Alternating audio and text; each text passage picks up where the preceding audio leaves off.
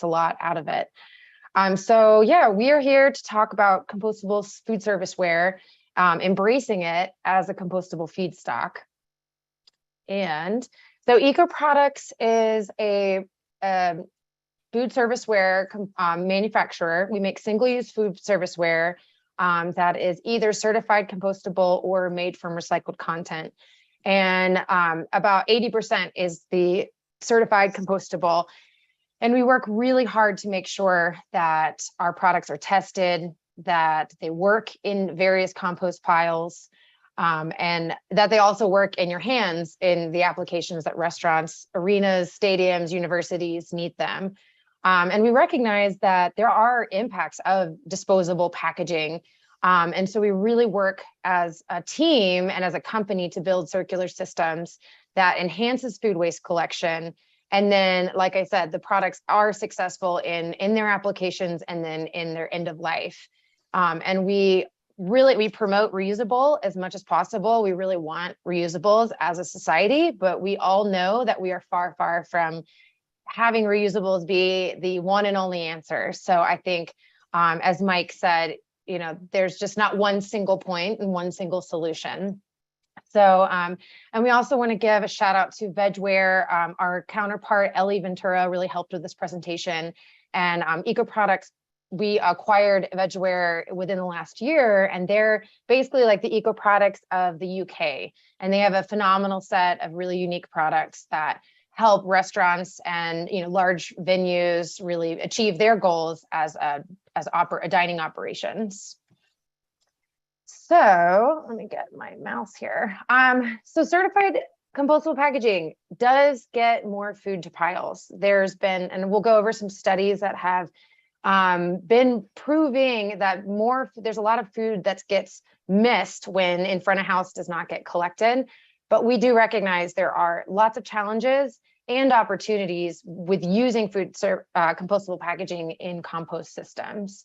Food really is the secret sauce to a happy compost pile. And but packaging does provide some carbon value. Certified compostables really, they aren't contamination in a lot of systems, but they get viewed and kind of lumped together with contamination. And we think that is in a huge part to do with lookalikes and the greenwashing that is just rampant in our community. And frankly, many people, consumers, even restaurants, don't even know what is what and what's supposed to be compost, recyclable, and trash. And one thing that we recognize that is very challenging across this country is every system, every community kind of has a slightly different process. Red Solo cups might be collected and recycled in your community, but not in many, many others. So that is really confusing.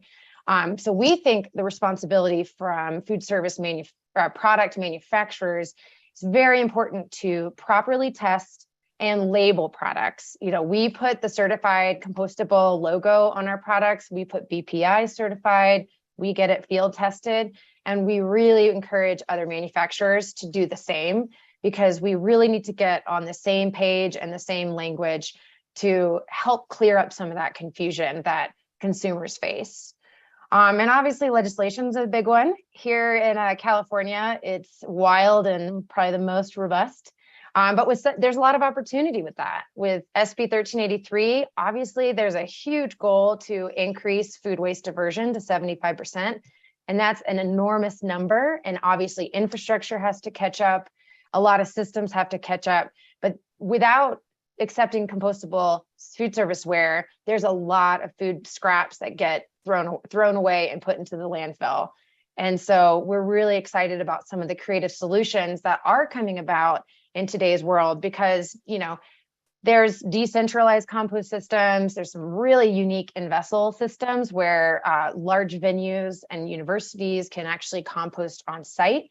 And we have been testing with a lot of those companies to make sure, and are finding success, that our packaging is breaking down and not causing any negative effects, and really just kind of becomes more of that bulking agent. So what else was I going to say? The home compostability part's really tricky, right? Because I know even a lot of my friends are like, oh, it says it's compostable. Why can't I throw it in my backyard compost? But there is that difference between, products that you don't want composting in your hand.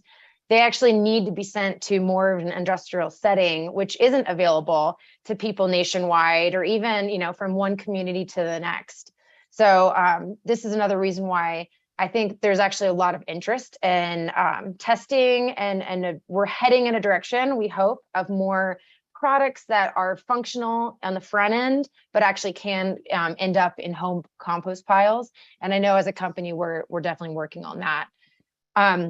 Compostable packaging is typically more expensive than its petroleum-based counterparts, but there are a lot of positive impacts about that packaging being a better option, especially when it can find its way into a compost pile.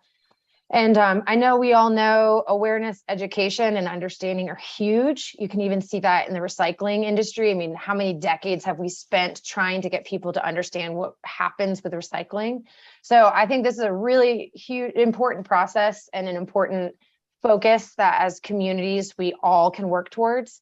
But again, that proper labeling, getting on the same page and using the same language, and then using those third-party certifications to build composter confidence can really help consumers and composters alike. And as a company, we really value the importance of the finished product. And that's why we really want to make sure none of our products contaminate the stream, that they work in piles. We test literally with individual composters across the country to make sure efficiencies and successful breakdown of our compostable packaging. And while this still won't prevent the dog toys or the glass bottles from entering anyone's stream, certified compostable packaging is designed to break down given enough time, and it should not leave any harmful residues. So we're going to cover towards the end of the presentation, but there's some opportunities that composters have to test their finished product just to make sure that they can be confident of that. And so with all these challenges, there we go. With all these challenges and many opportunities, we at Eco Products and Vegware have a team of specialists all across the country. As you can see, all of our shining faces here. And literally our job is to work in the front end. So work with restaurants, stadiums, universities, all of the operator side, help make sure what they're using, if they're not using reusables, to make sure everything that they're using is accepted at their composter. And Virginia's going to go into that value chain of our system solution, of the different steps we take. But our job is to work on the front end and then also network with composters, like I said, to test products, to build their confidence, to know what they're accepting is going to successfully break down in their piles, and then all of the things in between. And so thank you so much, Dan, for that introduction. I don't think I need to say too much more. I'm just really excited to be here and talk about this with you all. Jenny, if you want to say anything else about that. Thank you, Jenny. Dan? No, I think let's keep going.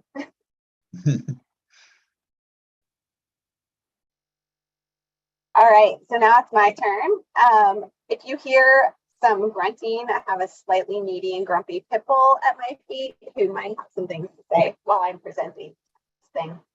I'm going to go through how we ensure that we have better separation at the source. I think one of my favorite expressions out there is one that Surfrider uses that's called keeping it clean upstream. And that is something that we definitely take to heart at Eco Products when it comes to our products ending up at a compost facility. So the main points that I'm going to go through are how do we get our customers to choose the right products? How do we make it easy as we can? What education and training resources do we provide?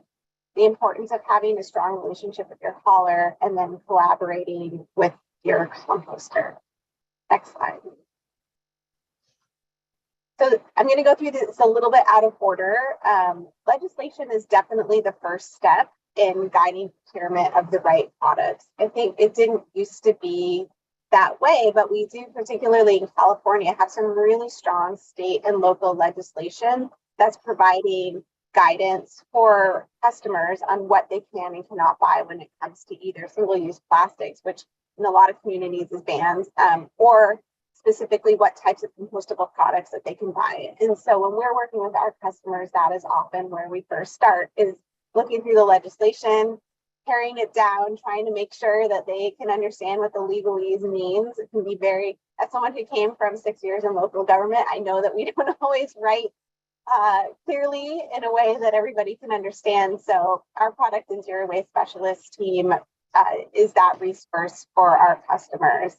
We work with a lot of procurement teams, whether that's just somebody working in a local boba shop wondering what they can buy, or some of the really large Aramarks and Levy restaurants of the world, in guiding them on toward where to look. So first we look at what is needed at that business, and then once we know what types of products they're looking for and that they're willing to go to compostable, we really try to encourage them to only use BPI certified. And if you're not familiar with what BPI is, that's the Biodegradable Products Institute, and they do lab testing of compostable products and then certify them as compostable. The other option is CMA, which is the Compost Manufacturing Alliance, and they do field testing of products in ASP systems, windrows, covered ASP, in vessel, you name it. They test in all different types of compost applications. ASTM compliant, that's just to make sure that the products are meeting the ASTM standards for compostability.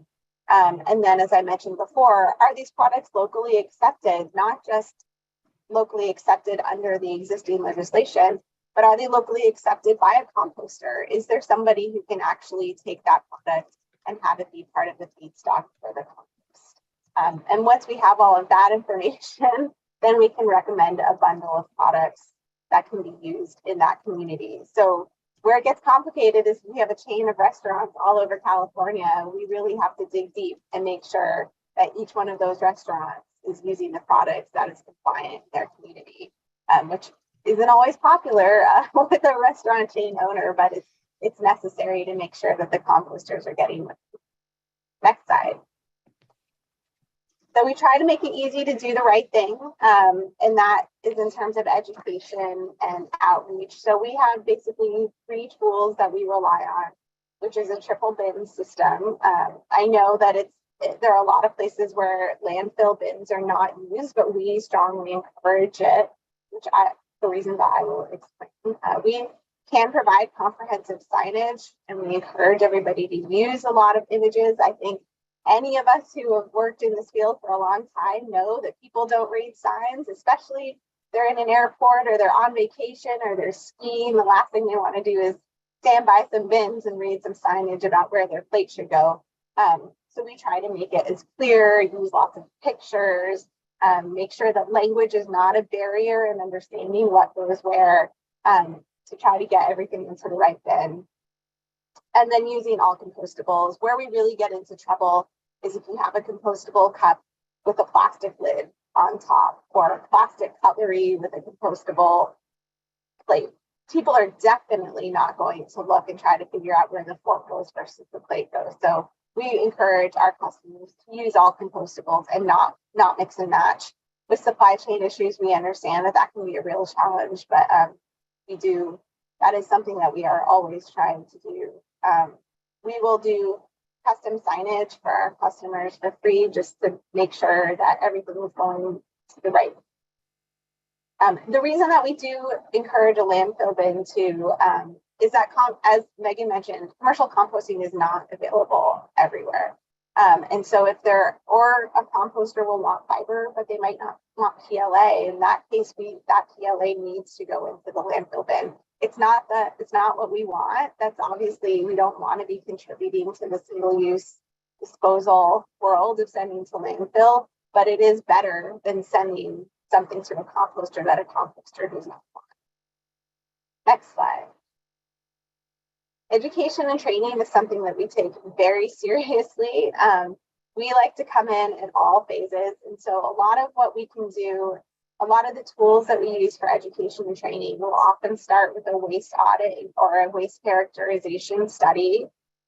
We offer continuing education.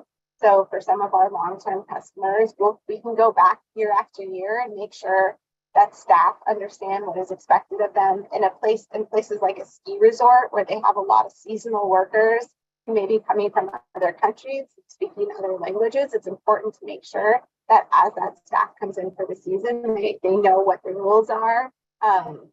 And if they're being asked to waste sort, they really need to be shown.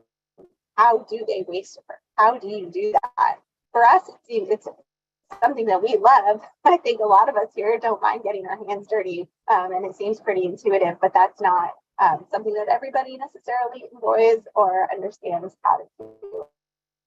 And it's something else that's really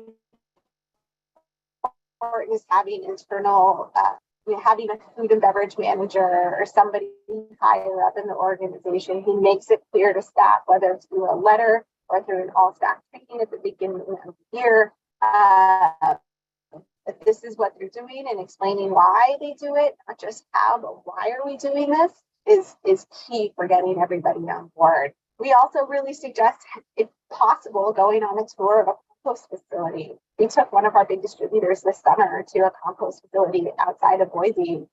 They're selling eco products, they're selling all sorts of products, but showing them the whole process and then the amazing finished product that this composter produces was just really mind-opening for them. And one of the guys from that company just really, it changed the whole way that he does his business and the whole way that he looks at compostables. It was such an amazing educational experience, something that we can't explain, but you need to see it in person. So whenever possible, going to a compost facility is a huge part of the educational training. All right, next slide. The hauler is key. Right up there with looking at legislation, one of the other first things that we do is we look at who the hauler is and establishing a relationship with them. We know there has to be somebody who is going to get all of that food, all those organics to the compost facility. And sometimes that's not available, and we need to know that right off the bat. So having that relationship with the hauler is one of the first things that we do. The hauler will also help us define what is acceptable, what can they haul. They will be the first eyes on the product. In a lot of communities, maybe they'll slap an oops tag on it if they notice contamination. They will get in touch with the customers if they're noticing that things aren't going right. And they'll reject the contaminated loads. So they're doing it as well as they can. They're trying to protect the compost facility that they're working with, whether they own it or they just work with it. Keeping that working relationship with the hauler, even moving forward, is important. When rules change, programs change, relationships change, small haulers get bought by big haulers, and then everything can change. And changes in service happen all of the time. So we try to make sure that whether we know a lot of our customers don't have the time to maintain that relationship, so we try to maintain that for them wherever. Next slide. So again, as Megan mentioned, what we're really wanting is to make sure that we're contributing to a high quality compost at the very end.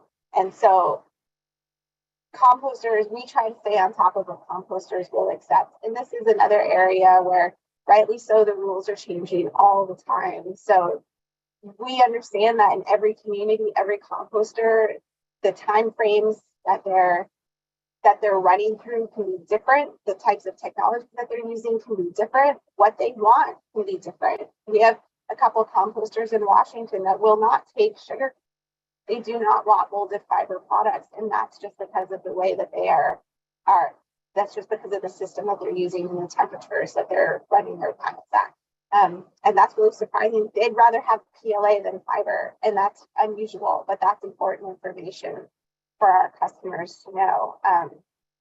We know that their final goal is to produce a high-end compost. So we know that composters should try to vet all their customers. That's not always possible, but they're open to inviting people out, and that really, as I mentioned, makes a big difference. It is their house, it's their rules. So we really need to make sure that we are respectful of that and that we're encouraging our customers to be respectful of that. Clear labeling is super important. The state of Washington just passed a labeling law for compostables that will require big green stripe, compostable, cutlery has to be brown or green. And this is really frustrating for certain businesses, but it's protecting the composters, and we'll definitely support that. requiring certifications, PPI, CMA, and being really clear about what substrates they.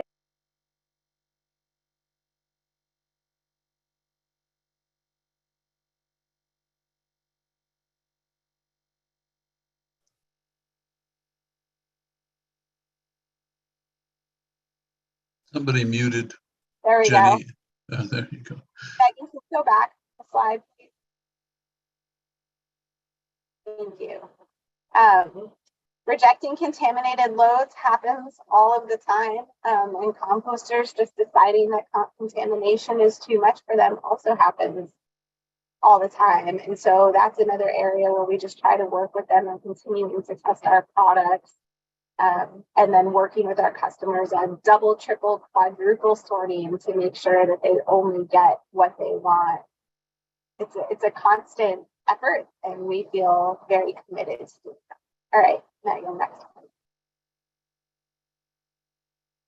So what this slide is showing is that it basically all starts and ends with the composter.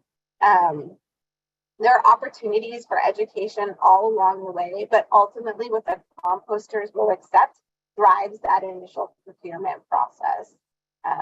As I mentioned, I love that we're always working to keep it clean upstream. So whether that's through clear labeling, constant sorting, educational opportunities, working with staff, all of those tools we do to support that final goal of contributing to a good, high quality compost product. So I know I ran through this really fast, but I wanted to leave Megan some time to go through these really fascinating case studies that she found. So I will now turn it over to Megan. Thanks, Jenny.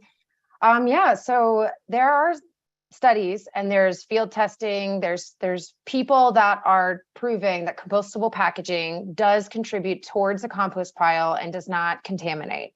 So this is a really interesting study that took about 18 months to compile. It was sponsored by the Food Service Packaging Institution and was a collaboration between a lot of other parties.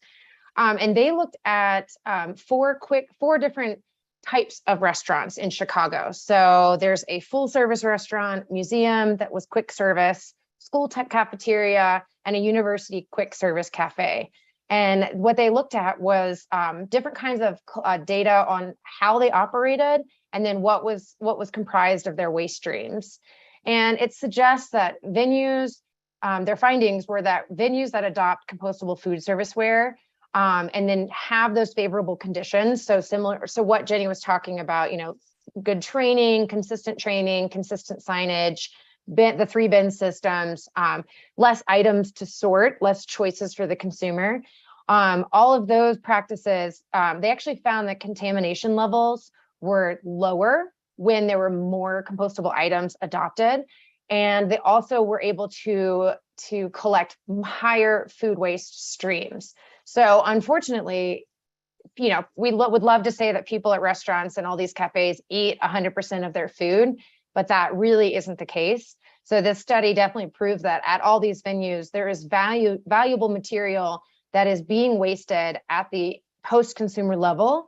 But when you really focus on supplying compostable packaging that is accepted by the composter, there really can be a lower level of contamination and a higher level of food waste collection. And this is literally our system solution in action.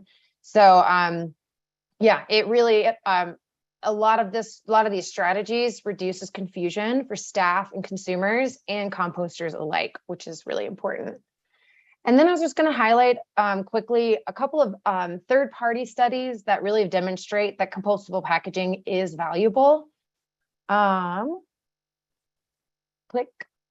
All right, so there was a study by the Biodegradable Products Institute and the Food Service Packaging Institute in 2018 that evaluated compostable packaging as a feedstock. So they used 2 different sites, one in Washington and one in Colorado, and they really super loaded piles with compostable packaging and evaluated the impact from the composting process and the quality of the finished product. And the results are really positive, showing that of all the factors evaluated, compostable packaging provided the same benefit as traditional carbon and bulking agents found in yard trimmings. It actually adding a significant diversity of food service packaging did not change the quality of finished product. And like I said, the packaging performed just as well as other traditional feedstocks. So thinking of compostable packaging as a carbon source, as a bulking agent, it does not negatively impact the quality when obviously contamination is its own beast. Another study, this was a ways ago, 2016, is actually really interesting. They studied 5 different venues. So there was like a full day festival, there was a grocery store, a quick service restaurant, a small farmer's market, and then like an evening concert. And basically their goal was to identify the maximum quantity of food that compostable packaging could divert from all of those different venues. And one thing I thought was really interesting for the full day festival, there was over 22,000 pounds of material collected in the front of house.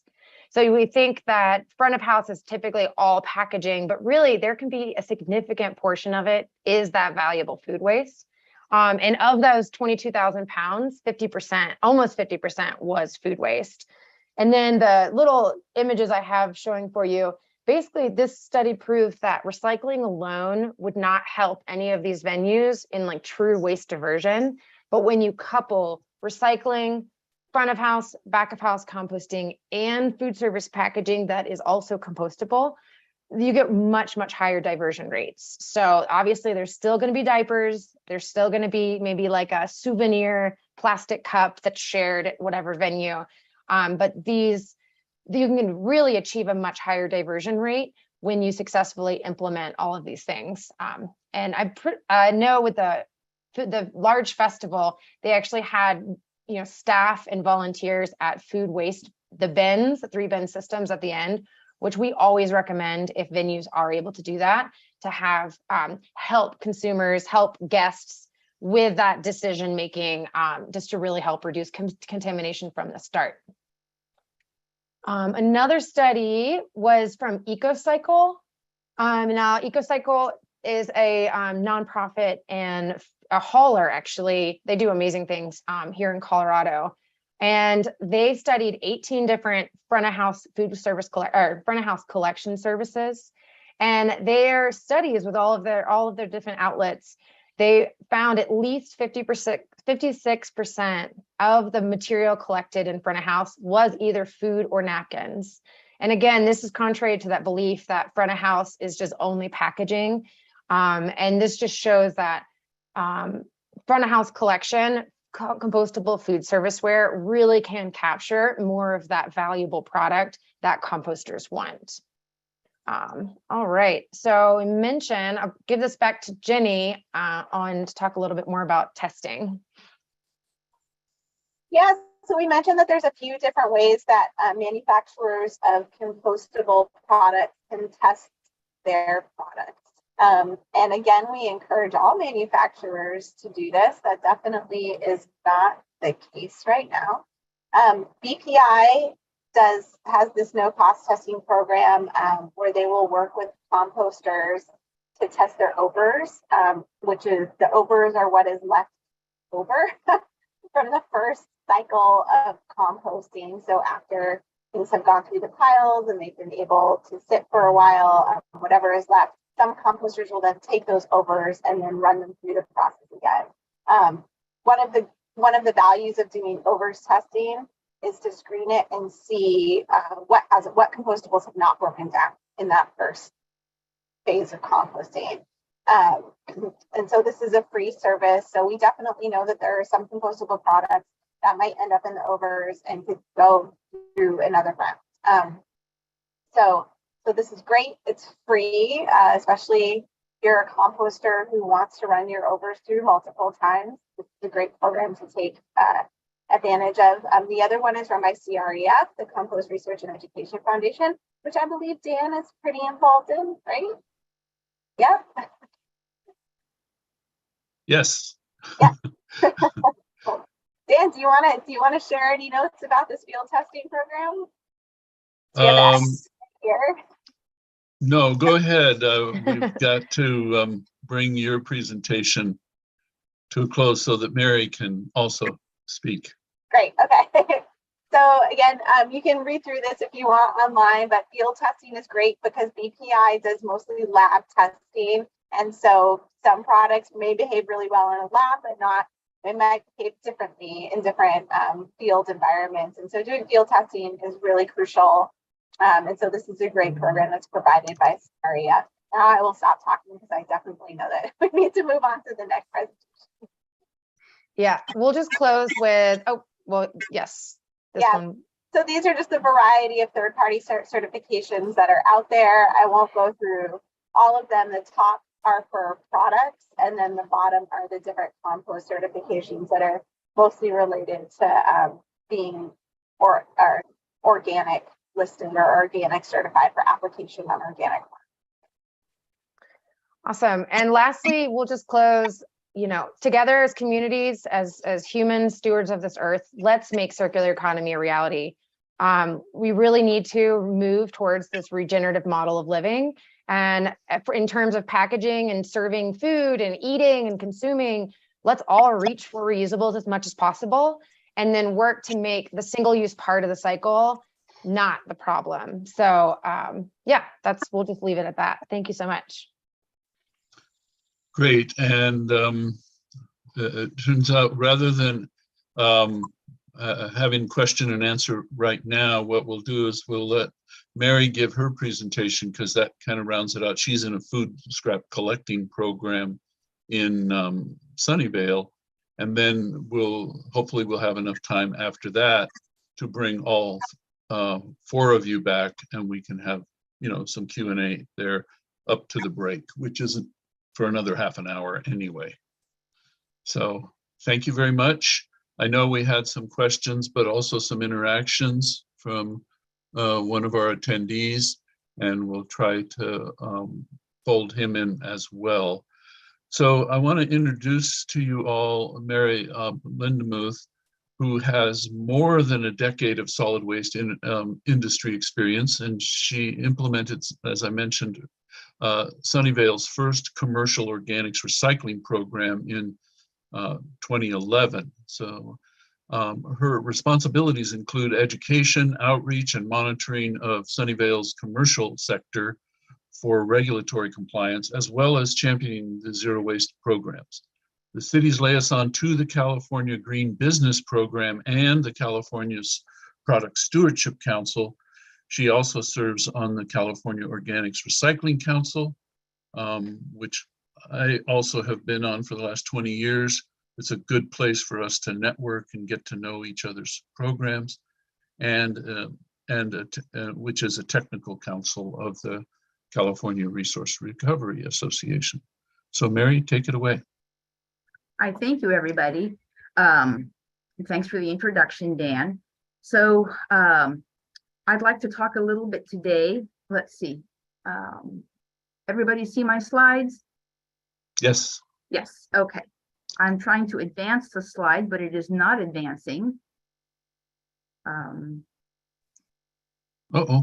Uh-oh. Let's see. It's on your computer. You did your own share. Yeah, I did, and it advanced during the practice. Would you Of course. Be able to advance my slides? He will have to share from his own screen. Hussein, do you have? I'm getting them up for you. Okay. I'm sorry, great. I don't know why they won't. That's okay. The controls don't work now. It happens. That's one of the reasons why we want to get everybody's presentation for just such occasions. Yeah.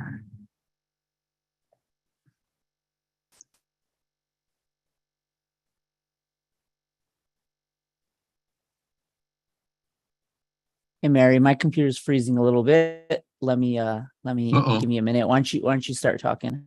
Sure. So Sunnyvale does have a unique organics collection program. I'm going to talk a little bit today about why we collect food scraps separately from yard trimmings, the benefits and the challenges of having a food scraps only program. So why do we collect food scraps separately? For one thing, we had a waste composition study that showed about a third of the city's waste stream was food scraps. We're also a zero waste city with a strategic plan to divert 90% of waste from landfill by 2030. And our council adopted a zero waste policy in 2008. We also work in the regulatory, sphere. We have state mandates, AB 1826 and now SB 1383. And we find that you get higher value with recycled food products. We found more markets using recycled food. And we also have a lower yard trimmings and tip fees and a higher value compost with clean green. Let's see, here we go. Okay, want to advance the slide? Great. So today's topics, what we're going to be talking about, move on to the next one, please. So I talked a little bit about why we collect food scraps separately and some of the drivers. Next slide, please. So we've been at this for a while. 6 years after beginning commercial collection, we rolled out what we call food cycle to our single family residents. And food cycle collection includes all food. The only paper we accept are paper coffee filters and tea bags. And this prevents about 8,000 tons per year of food going to landfill. Next slide, please. So I'd like to take you on the journey that led us to a food-only collection program. In 2011, we began commercial compostables collection. Our experience, I think, was pretty typical of a compostables program. There was a lot of contamination and confusion about what was compostable. The first picture shows a slide of a compost bin. They threw in the pots, the soil, everything. And then we had the leaky bin and the wet load problem. The truck in the picture had just serviced a nursing home. The driver was pretty cranky about all the leachate dousing him. In the truck, he had to call the supervisor to help clean off the windshield and the surrounding mess. So one of the lessons learned was that our hauler developed specially lined bins for the program. And then another issue was right sizing, and again, confusion about what is compostable. That last picture is from one of our tech companies. They were thrilled to death to begin a compostables program. And they seemed to believe that everything that they had was now compostable. So you can see maybe a little bit of the innocent green bin peeping out from under the bags of garbage. And generators in this area, we have a fairly large tech presence, and they gave us more packaging than food. We had 40 to 60% of some loads being entirely disposable foodware. And of course, it was mixed foodware with plastics. They have a lot of vending machines, so we had lots of plastic wrappers mixed in with this. It was very difficult to get source separation. And it turned out there really wasn't a whole lot of food that we were getting with the compostables program. So in 2016, we tried to rebid our compostables contract. We went out to bid and we requested from more than 12 different facilities here in Northern California. The response was minimal or not at all. And while a couple did indicate that they would accept compostable foodware, they specifically excluded cups. And this was of concern to a lot of our commercial generators. They had invested heavily in compostable foodware, and they were putting a lot of pressure on us to accept this material. But at the same time, we really couldn't get a compost facility to accept it from us. So we attributed this to market signals for this material. Next slide, please.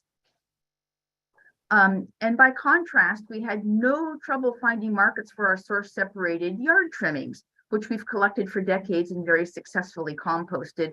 It produces a very clean, high quality compost that can be used on agricultural land here in California. Our residents provide us very clean material that we collect weekly. And by contrast, the commercial material that was coming in looks like that picture there on the right. Next slide, please.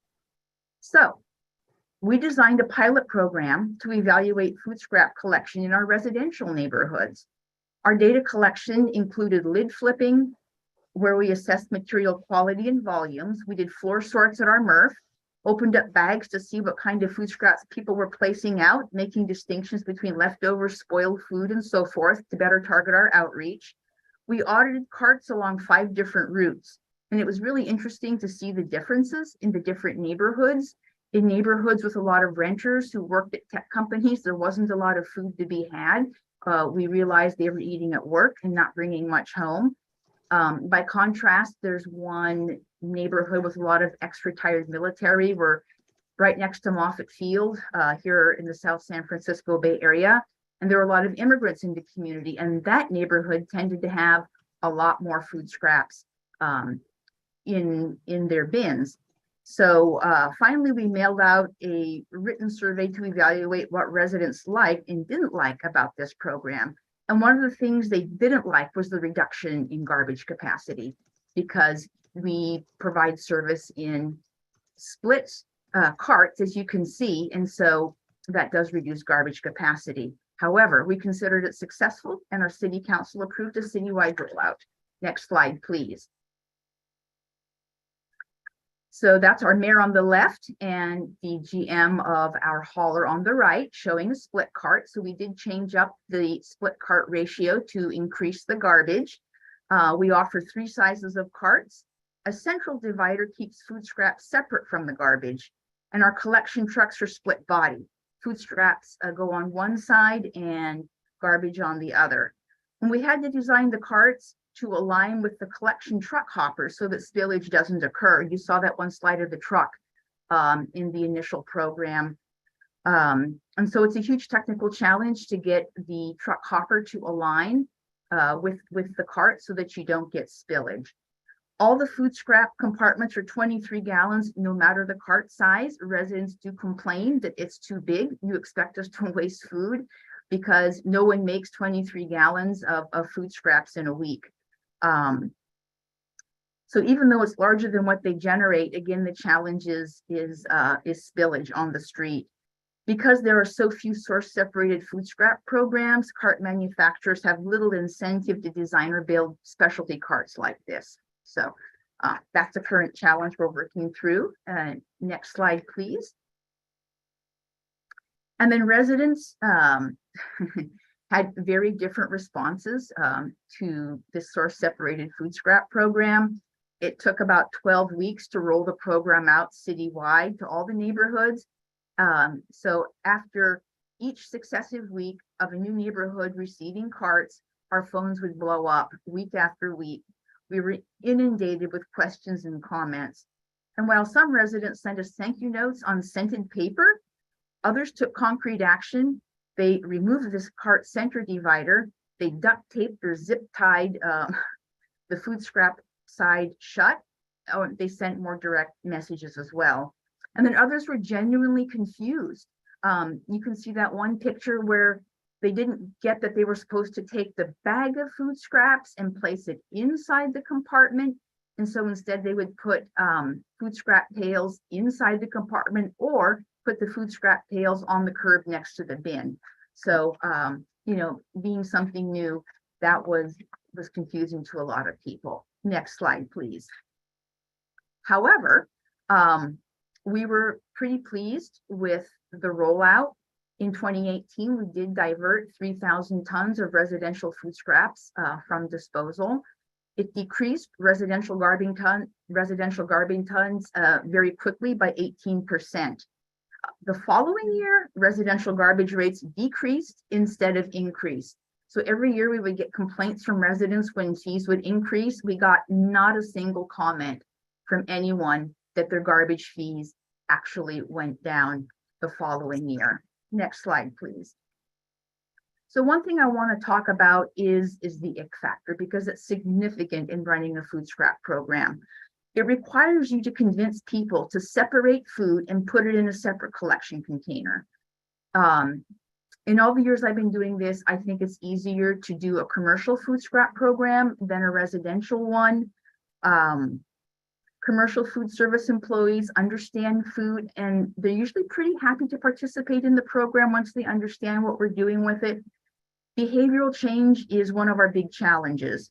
So an advantage to a more common compostables program that mixes food scraps with paper and yard trimmings or even foodware is that it does tend to sop up the liquids and does help reduce odors. Some of our residents still they insist on calling food scraps garbage when they call in, and they're still repulsed by the program. They might be a minority, but they are a vocal minority. And it seems once you're done eating, the food you so enjoyed now becomes disgusting, and you want to get rid of it as quickly as possible. People don't like messes, and they really don't like stinky garbage carts. So we've used a community-based social marketing approach to overcome barriers to participation. To mitigate this ick factor, we allow residents 2 free food scrap cart cleanings annually. And to make participation easier, we allow paper, clear plastic, or compostable bags to contain the food in the carts. And because this is not a compostables program and bags are screened out, we remain agnostic about bag material. The commercial sector, I will add, really appreciates the cheaper, sturdier, clear plastic bags. Next slide, please. So I want to talk a little bit more now about the specifics of a source separated food scrap collection and the processing of it. This is where we do our pre-processing at the Sunnyvale Smart Station. We are located at the southern edge of the San Francisco Bay. We're permitted for 1,500 tons a day. We're a fully permitted solid waste facility, currently doing about 1,000 tons a day. And this is where we installed our food scrap pre-processing equipment. Next slide, please. So in the top picture, you see a collection truck dumping source separated food scraps directly into the hopper below, and the hopper is at grade. Those sumps are pretty nasty, so having it at grade is definitely a benefit. One challenge we're trying to solve is the length of time it takes to unload. Commercial loads average about 10 tons and take 30 minutes to unload, which is a long time. This backs up subsequent loads, resulting in long wait times for the drivers, and makes the drivers, again, pretty cranky. So again, the trucks have a 70-30 split, and they go out, they weigh, we track all of the tonnages, they come back, and then they reweigh after they've dumped the food scraps. Next slide, please. So here's how the food scraps are converted to a nutrient-rich food mash in this process. Pre-processing elements include a coarse shredder to tear open the plastic bags and an auger to further help open up the bags and liberate the material. The auger also helps move the material through the hopper. Next slide, please. So here's what it looks like in the real world, and I'd hope to be able to run the video, but I'm not live. It's kind of fun to see the material move through, and it is a loud process, but the food scraps are shredded using big rotating knives, and large contaminants are manually removed. I will share that recently, since we've begun routing our multifamily properties to food scrap service, contamination has increased substantially. A couple of weeks ago, we pulled out a full auto battery from one of the loads. So the contamination from the multifamily properties is significant. Next slide, please. So a conveyor belt moves the material to this pictured biopress machine there on the top, and it separates out a nutrient-rich mash, sort of like making cider, and the residue, still rich in nutrients, is separated out. We're attempting to improve diversion and are looking at other equipment. The biopress could recover more organic material, which is currently being lost. We're in the middle of an RFP process to upgrade the equipment. Rotating paddles are an option, and they do appear more efficient at extracting organics. The residue and overs in this bottom picture are sent from the Smart Station for further processing, either that or landfill, depending on, often what's available on a daily basis. Next slide, please. So in the next step, a tanker truck pumps out the clean mash, a slurry, from the holding tanks that we have at the Smart Station to a private company in Santa Clara about 3 miles away called Sustainable Organic Solutions for further processing. So you can see that the mash there's tubing, and you see the picture of the mash in the background, and it goes through a dehydrating process. It gets dehydrated into, it looks initially like coffee grounds, and then it can be further processed into pellets. These are high value end products that are made possible due to food only collection. Next slide, please.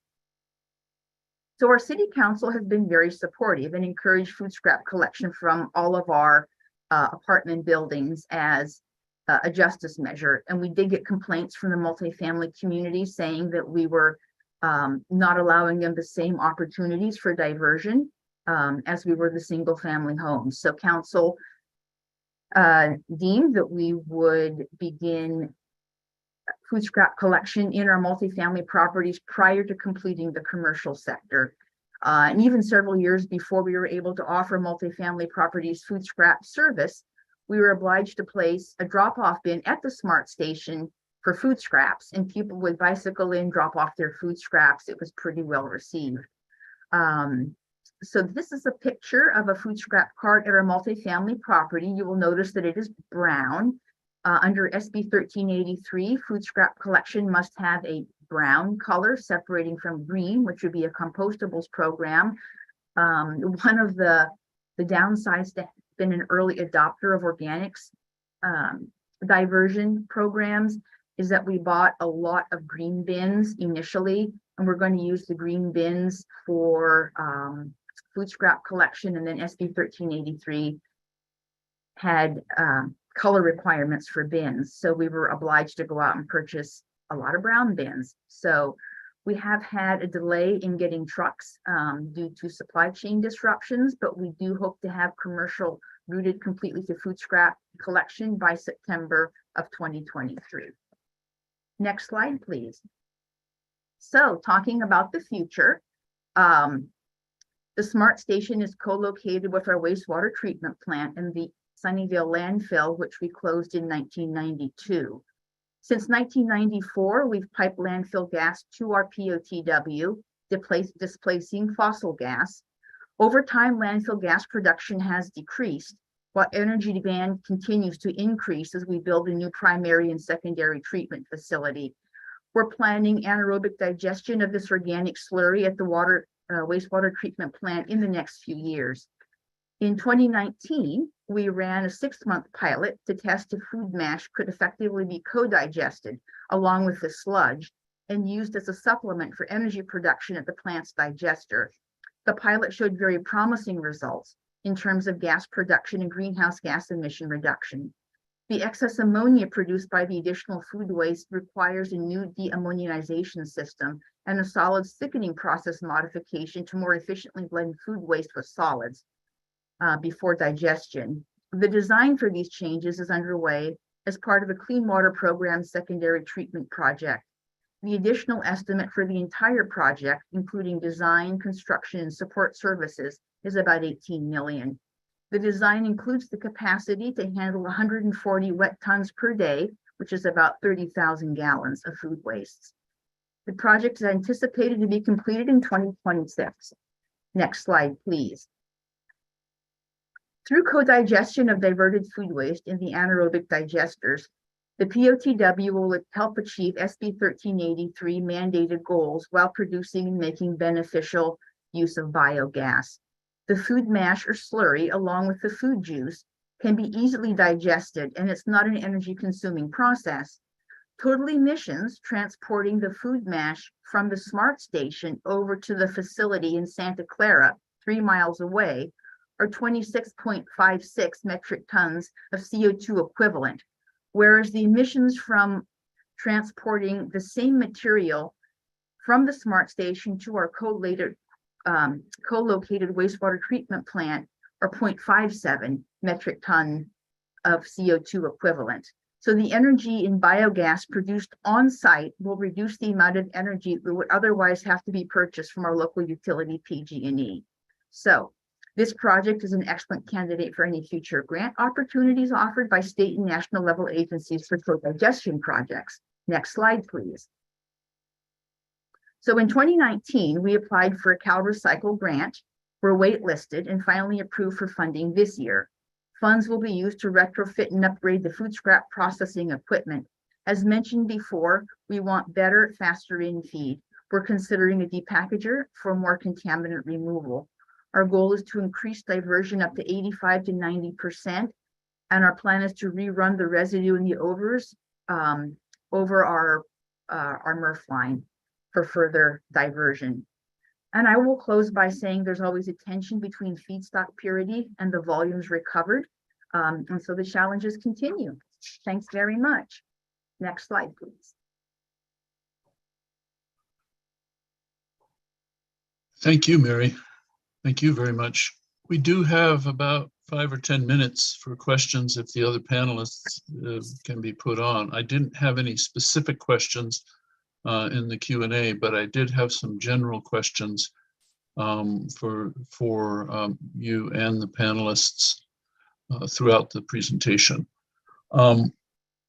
In particular, let's see, we have everybody there. Yeah.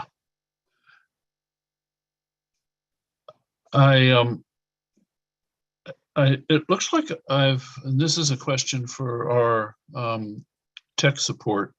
It looks like I've lost the capability of unmuting an attendee or even putting on their camera.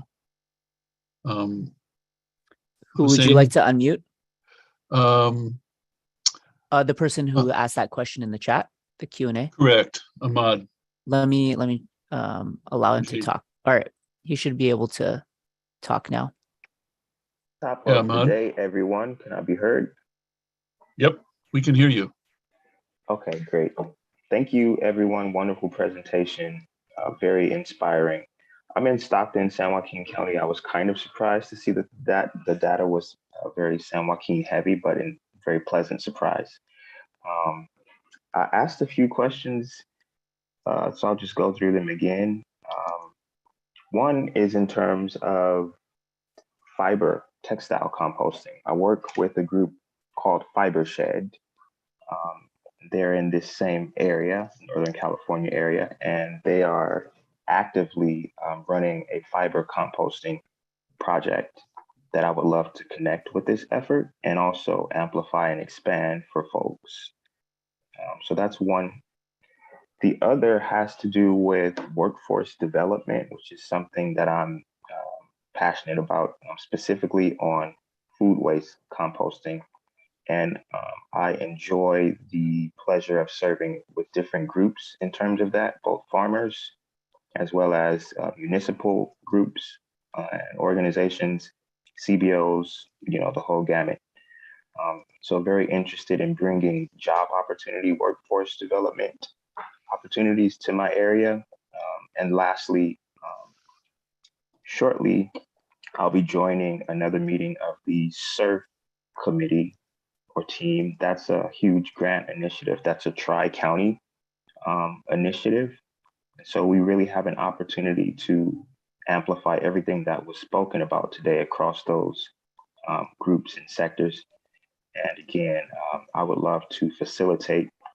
Lastly, I'm more specifically involved with BIPOC opportunities, but I definitely do not exclude any opportunities for this very wonderful circular economy transition. So I know that was kind of a lot, but everyone here is very impressive and intelligent. So even I'll put my email in the chat. So if there's any follow-up or opportunities that you want to go deeper into the weeds, I'll be very happy to make connections and continue the conversation offline.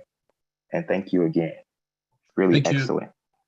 Thank you, Ahmad. Ahmad and I have been in touch in terms of collaborating between composters and his process. And one of the challenges, so this kind of goes back to something that Mike, we talked about in terms of the bioresource, plan development for the state, but also how does that integrate down at the local level where some of you Mary is working, at the local level, and we do minimal collaboration there, but then the product producers, that's another level.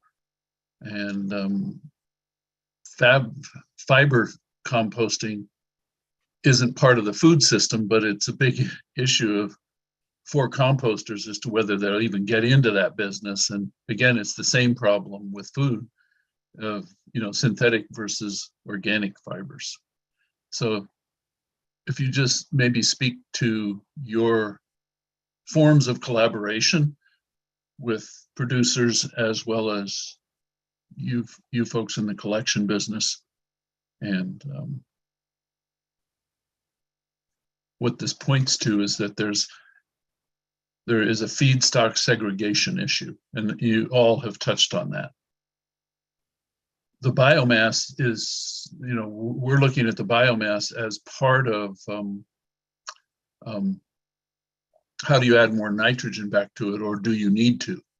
Because we'll have some more discussions later on about fungal dominated compost, or what's called biocomplete compost, that maybe don't need the nitrogen. And then we'll have some other talks about the biofertilizers, where you're trying to maximize nitrogen, your C to N ratio, your carbon to nitrogen ratio. And that begins with the feedstocks, which is why we wanted to put the feedstocks at the front of the conference. So anybody have any comments? I've kind of dominated there. There was a question that one of the panelists actually had for Megan and Jenny. The question was, what feedstocks do they use to make your vegware materials? Good question. Vegware, eco products and vegware use similar substrates. So we use bagasse, which is sugarcane. We use just other types of fiber. We use PLA, which is a corn-based substrate. We use wood for cutlery. Vegware does. We use paper cutlery. I don't think I'm missing any, but we have that. Those are kind of our main substrates. I will add, vegware actually uses this thing called Nature Flex, I believe, and it's a cellulose blend that actually adds some transparency, but also some heat tolerance. So it's a really cool, like, if you think of a lot of like baked goods and boxes with windows, and that's one thing. As I'm learning more about vegware, since I actually started in April with eco products, there's some really interesting uses of that cellulose, and it's completely, it's so compostable, it's amazing, but it also adds a lot of value to the front end.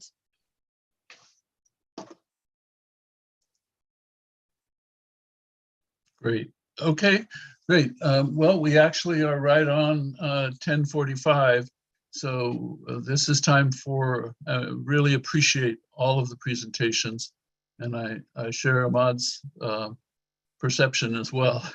I was really happy to have all of you guys present and sort of set the stage for us. We have a second panel on feedstocks as well. And what we were trying to do with the double panels on each subject, feedstocks, processing, and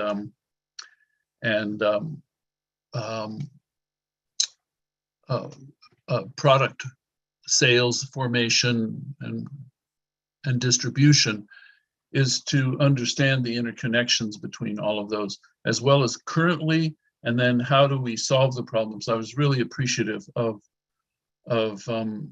all of the panelists' orientation towards not just sitting with unsolved problems, but taking them as challenges and eventually as opportunities to build a new economic system. And we're kind of right halfway there. So we'll continue the discussion after a 15-minute break with Aaron Levine of World Centric, and the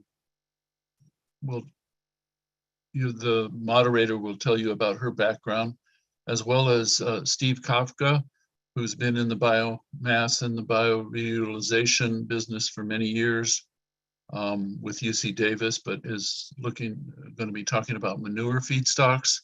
And then also Hussein, who's been our technical person, is PhD student and will be talking about utilizing dairy manure as a biofertilizer. So we'll see you back here at 11 p.m. 11 a.m. Excuse me, not p.m. Take care. Talk to you. See you all soon.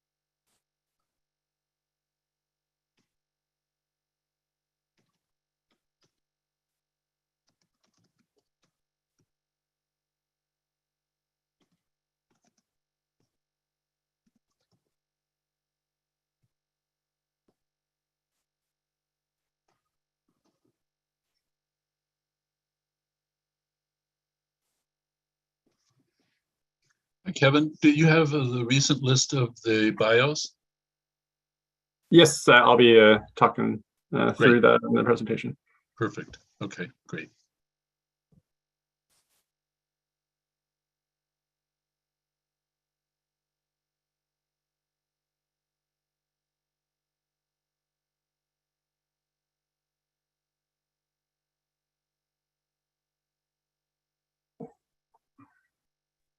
How you doing, Kevin? Oh, good. Great to hear Wow. from you. I'm glad you're able to be in the session. Still there. Thank you. Yep, I'm definitely ready to be spotlighted, Hussein. I found somebody wants the list of all the other attendees, and so they can't actually access it now, but I could email them the emails from Eventbrite. What do people think? Do you think we should send it that way? I think sending it in multiple ways would make sense. Okay.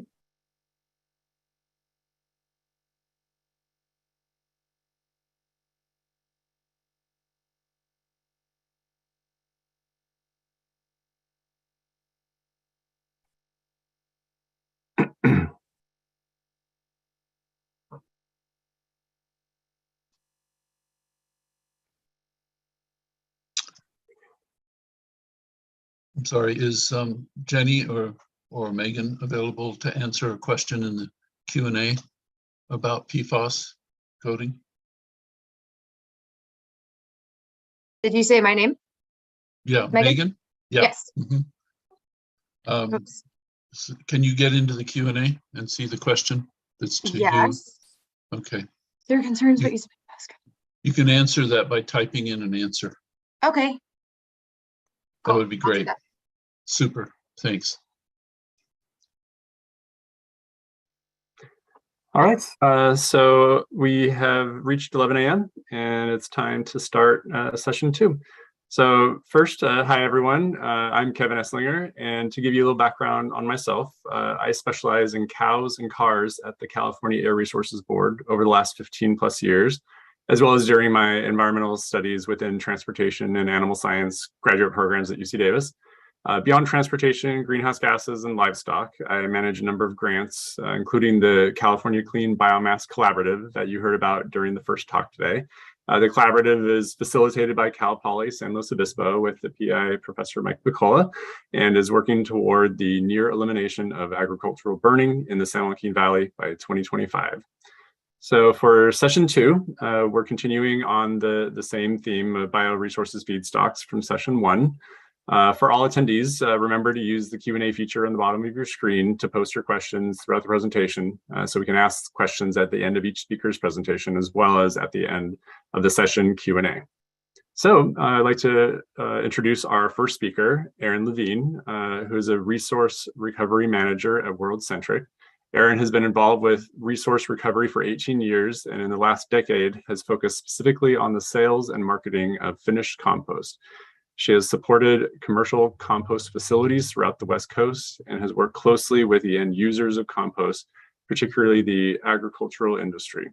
Erin is a certified composting professional through the U.S. Composting Council and a certified compost programs manager through the Solid Waste Authority of North America.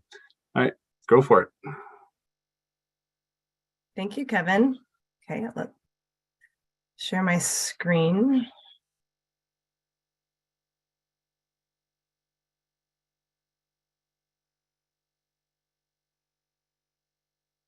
Does that look okay? Yeah, but you need to be highlighted by Hussein. She is. Oh, okay. I'm not seeing her picture, her video.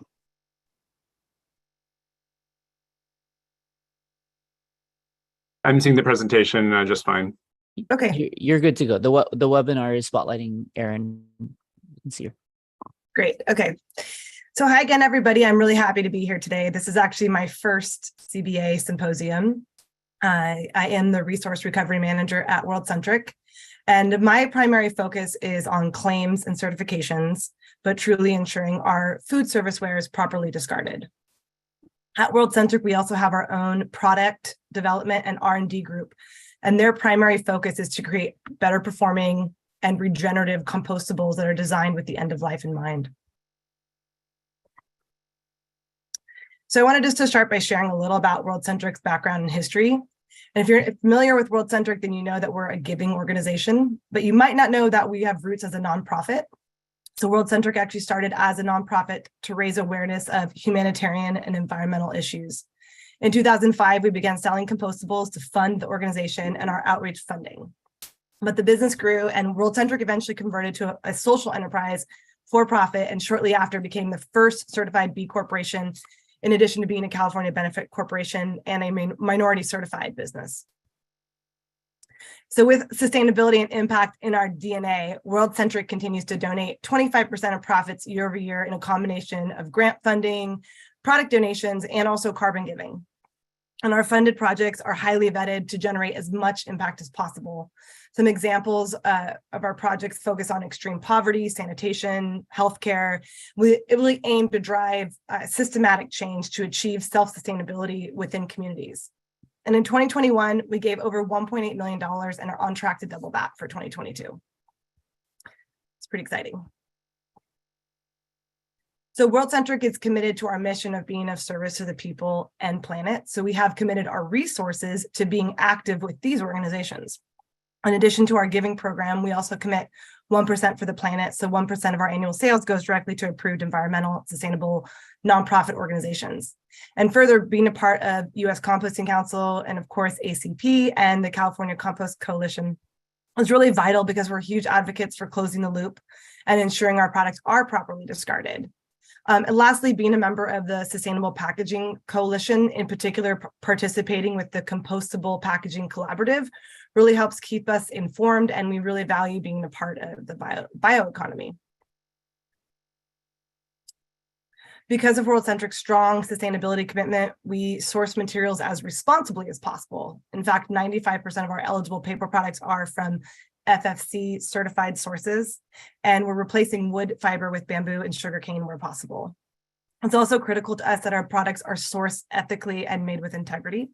So further, we work with USDA's BioPreferred program to test our products for their bio-based content under ASTM standards. We also test our products under the ASTM and EN standards. My colleagues from Eco Products alluded to some of these and explained a little about the claims on commercial compostability. We do work with BPI, CMA, and TÜV to verify our products, to verify our testing and then certify or approve our products. And due to the strict thresholds they have for PFAS and for ecotoxicity, we know that what we're bringing to market is safe for the consumer and will be beneficial for composters. So now I'd like to talk about the future of materials and considerations when designing foodware with the end of life in mind. So the first thing to consider is what the product is made of. Is it a material of natural origin? Is it bio-based? Is it an agricultural byproduct? Basically, is it naturally occurring biopolymer that's not chemically modified? So considering the material and how it's and how it will ultimately contribute to the nutrient cycle is really critical.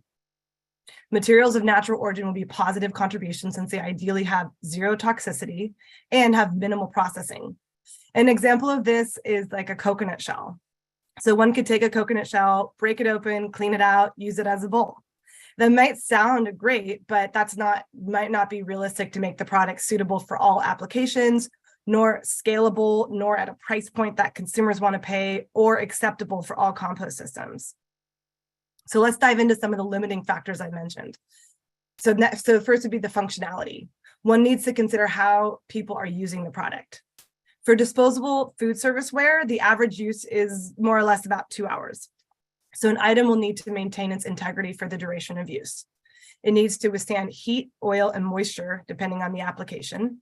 It needs to safely perform, like not melt in your hand. The surface needs to be acceptable to come in contact with food, so it needs to comply with FDA food contact regulations. Next, we'll be making a product that's scalable. So we would ask yourself, is it feasible to produce items efficiently, in high quantity, and are the materials readily available?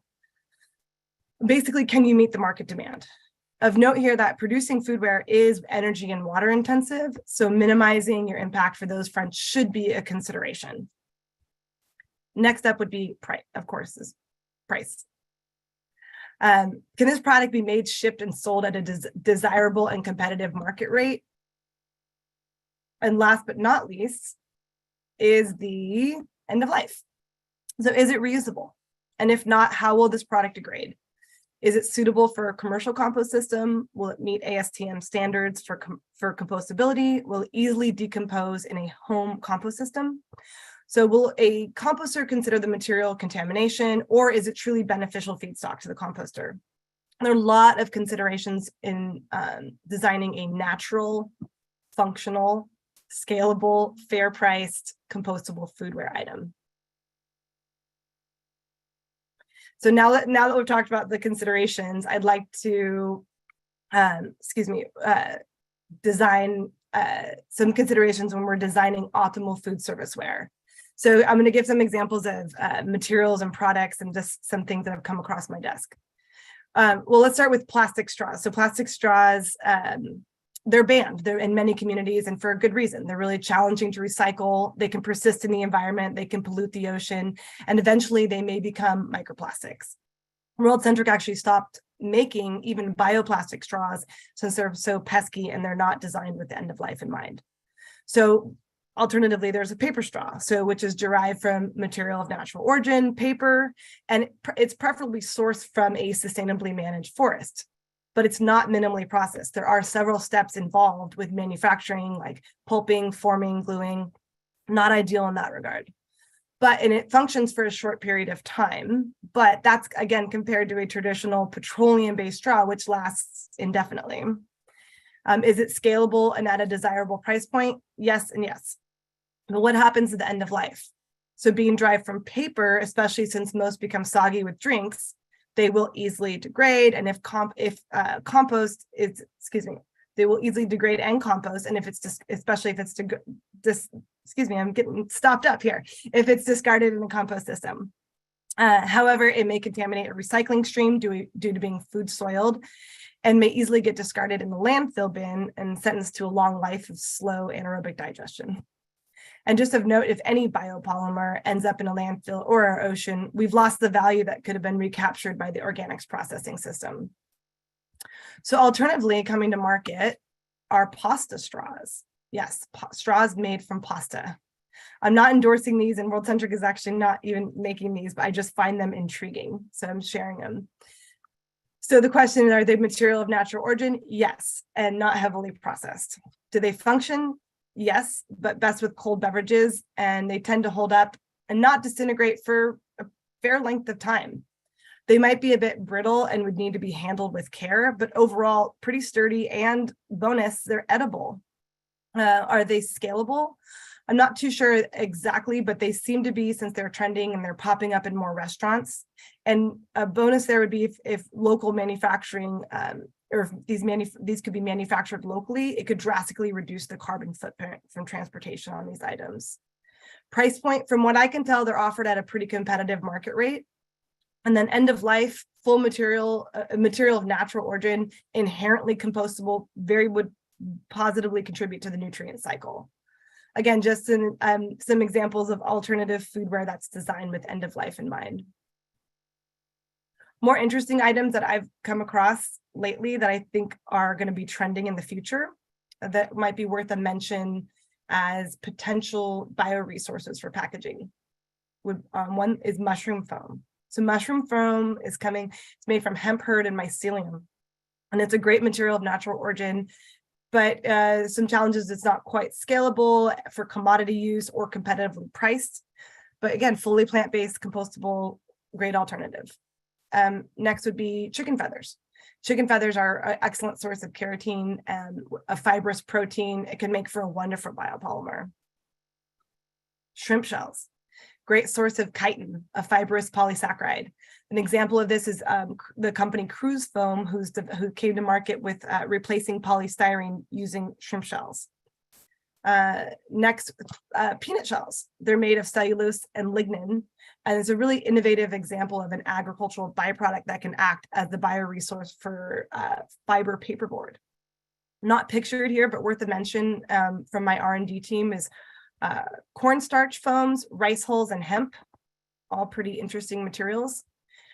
Generally, trending is materials derived from cellulose, chitin, and protein. They seem to be to me, the future.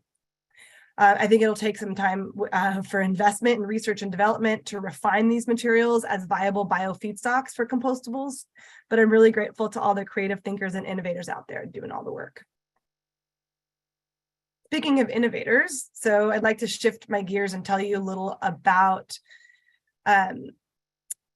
how World Centric has taken strides to have made the fight against PFAS is real. So PFAS for years was used in molded fiber items to act as an oil and grease and moisture barrier.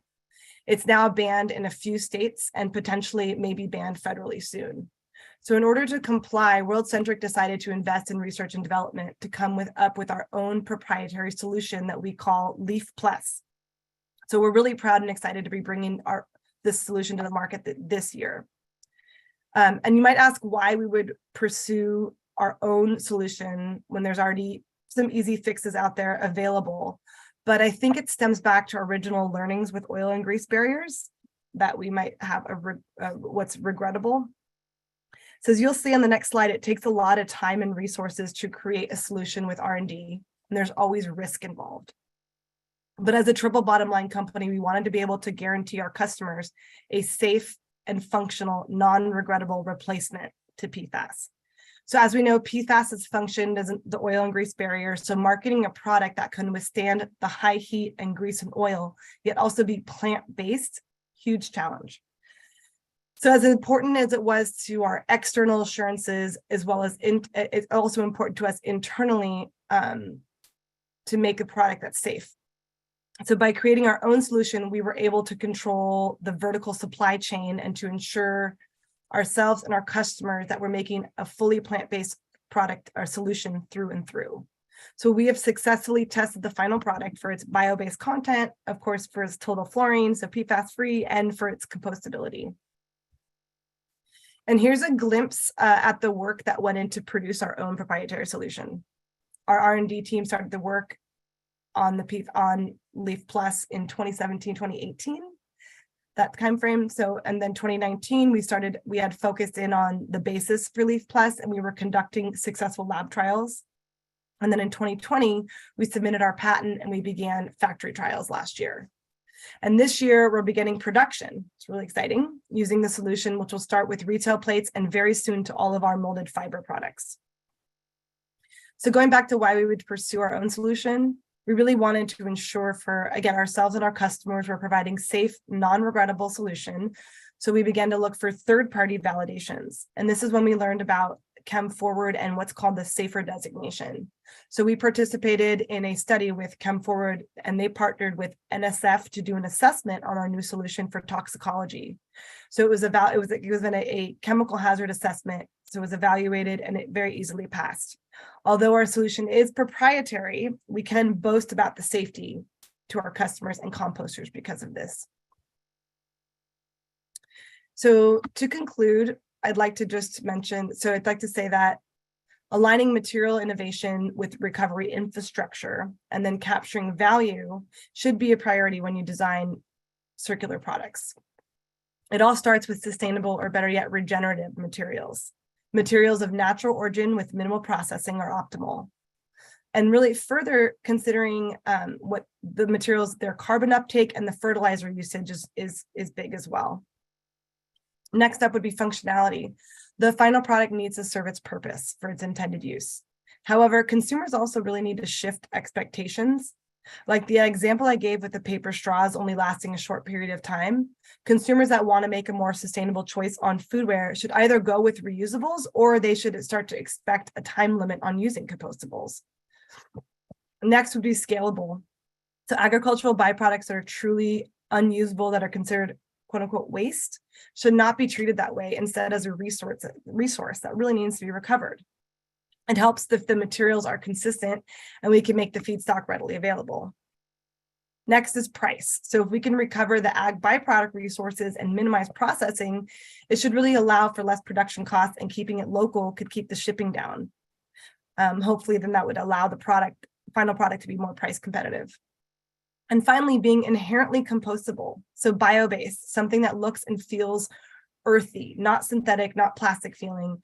Could we really reduce the confusion and chances that the items will make it into the commercial compost system, or even better yet, a home composting system. World Centric was one of the first food serviceware companies to come to market with unbleached molded fiber, because it requires less refinement and chemical processing, in addition to preventing any potential water source contamination. Although not as aesthetically appealing, we wanted to really break the mold. I'd also like to note that setting the standard on acceptability nationally, along with consistent labeling and will aid in the contamination reduction and ensure more biomaterials are getting captured and recycled. So in summary, it takes resources, innovation, and willingness to experiment with materials as one designs a product with the end of life in mind. So as someone I've worked directly with agriculture over the last 10 years in California, what I would hope is that as a state, we deeply consider using local renewable materials of natural origin as bio feedstocks to aid in the removal of all this unnecessary plastic waste. I also, would hope that foodware can act as a vessel for food waste being diverted from landfills, and it will recirculate in our economy and benefit California by building healthy soils and sequestering carbon for years to come. Thank you. Awesome. Thanks so much for the informative presentation, Erin. So yeah, a lot of different products and approaches and philosophies and environmental impacts. Definitely very interesting. And just bringing up even the origin story of World Centric with the sales of compostables for funding of your original mission, and designing the full product life with that in mind, from product qualities and functionalities, and even the added value that you want to capture of the nutrient cycling at the end of life. I'd definitely like to hear more, and I have some thoughts, but we'll first start with a couple questions that we received. Sure. One of them might have already been answered in your presentation, but the question was asked whether vegwares are PFAS free. Do you know that? Oh, I can't speak to vegwares. That was for a prior panelist. Oh, gotcha. Okay. For Megan. But I think this next question about composter subject to PFAS, that might be something she could answer. Yeah, absolutely. So Jacob Collins asked if composters are subject to PFAS or PFOA future regulations, what source controls are being discussed to reduce potential point sources from entering the inbound stream? From my understanding, composters aren't subject to it yet, are subject to tests for total fluorine in the final product. And I think that there's some challenges with actually the testing protocol. I'm not an expert on it, but I've heard that for total fluorine and testing specifically for PFAS, then really the test that exists is for water sourcing, water contamination. But I know it's been talked about a lot amongst composters because of obviously the concern that it can carry through and migrate to food, and there's a big concern. But of course, yes, addressing it upstream and it being eliminated So AB 1200 coming online in California starting in January will takes that out of the equation in California, because it will no longer be allowed to be sold or distributed in food serviceware. So that's one pain point that will be eliminated. So hopefully then the reduction, we won't see it in composting facilities. Oh, great. Actually, I think there might be one more question that came in. No, just a previous question. So I was kind of curious to dive into if you have much experience on the B Corp side of things, because I think in our kind of science field, we tend to not dive into kind of these business nuances of how these things kind of start and can come to be. You said you've been with the company for quite a while.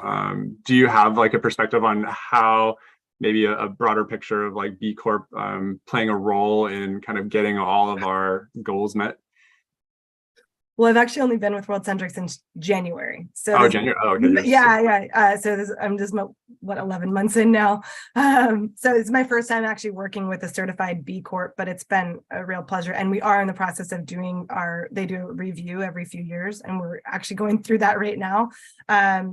Overall, it's been and then like from an ESG standpoint, does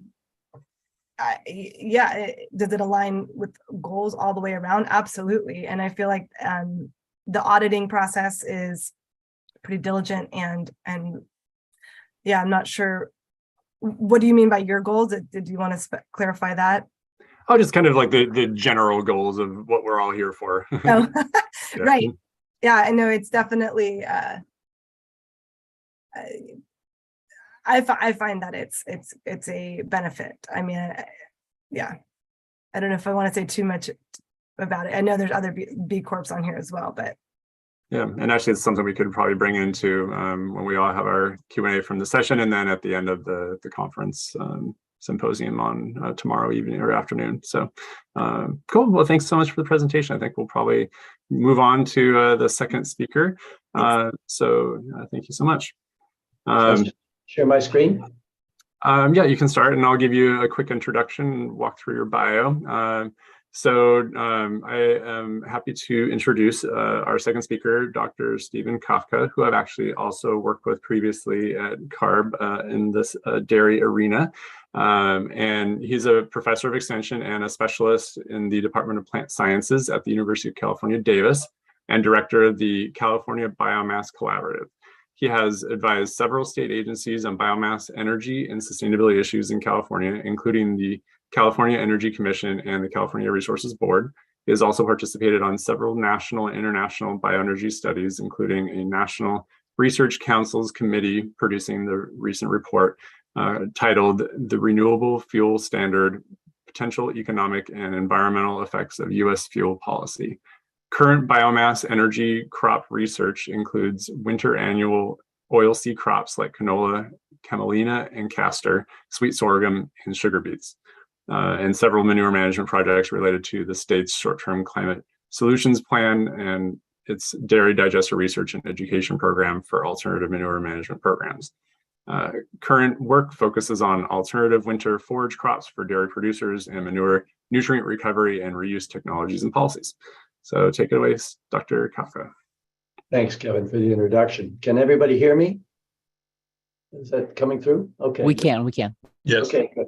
All right. So I want to talk about some results from a recent report funded by the California Department of Food and Agriculture on dairy manure nutrient management, particularly on recovery, removal, and recycling of nutrients, especially nitrogen, from dairies to non-dairy farms. Let me just start briefly by talking about the regulatory problem that dairies face, or the problems, probably should be plural. The state's dairy industry is faced with what are effectively two very difficult challenges. One is on improving groundwater nitrate management. There are lots of places in the dairy regions of the state where there have been exceedances of groundwater nitrogen contamination. And that's partly related to the presence of those dairies and nutrient management, particularly from manures in those areas. They have a second challenge, however, which is actually related, and it's more recent in origin and has to do with groundwater availability for irrigation and all water availability for irrigation in general. It's likely to decline for dairies, and that will interact with their ability to manage nutrients. So economic pressures in the dairy industry generally, not just in California, but generally in the United States, and you would argue probably in most developed nations where you have modern agriculture going on, modern dairy agriculture, tends to favor or tends to result in an increase in herd size. So this is from the USDA study, milk productivity by herd size class. And productivity tends to improve with scale, or at least with size of dairies. So Those are real economic forces. That comes from technology, it comes from prices, both for materials purchased and for prices for products received. In any case, it's been an ongoing force that's affected dairies and affects dairies, particularly in California as well. So in other words, there's always this pressure to have a larger herd.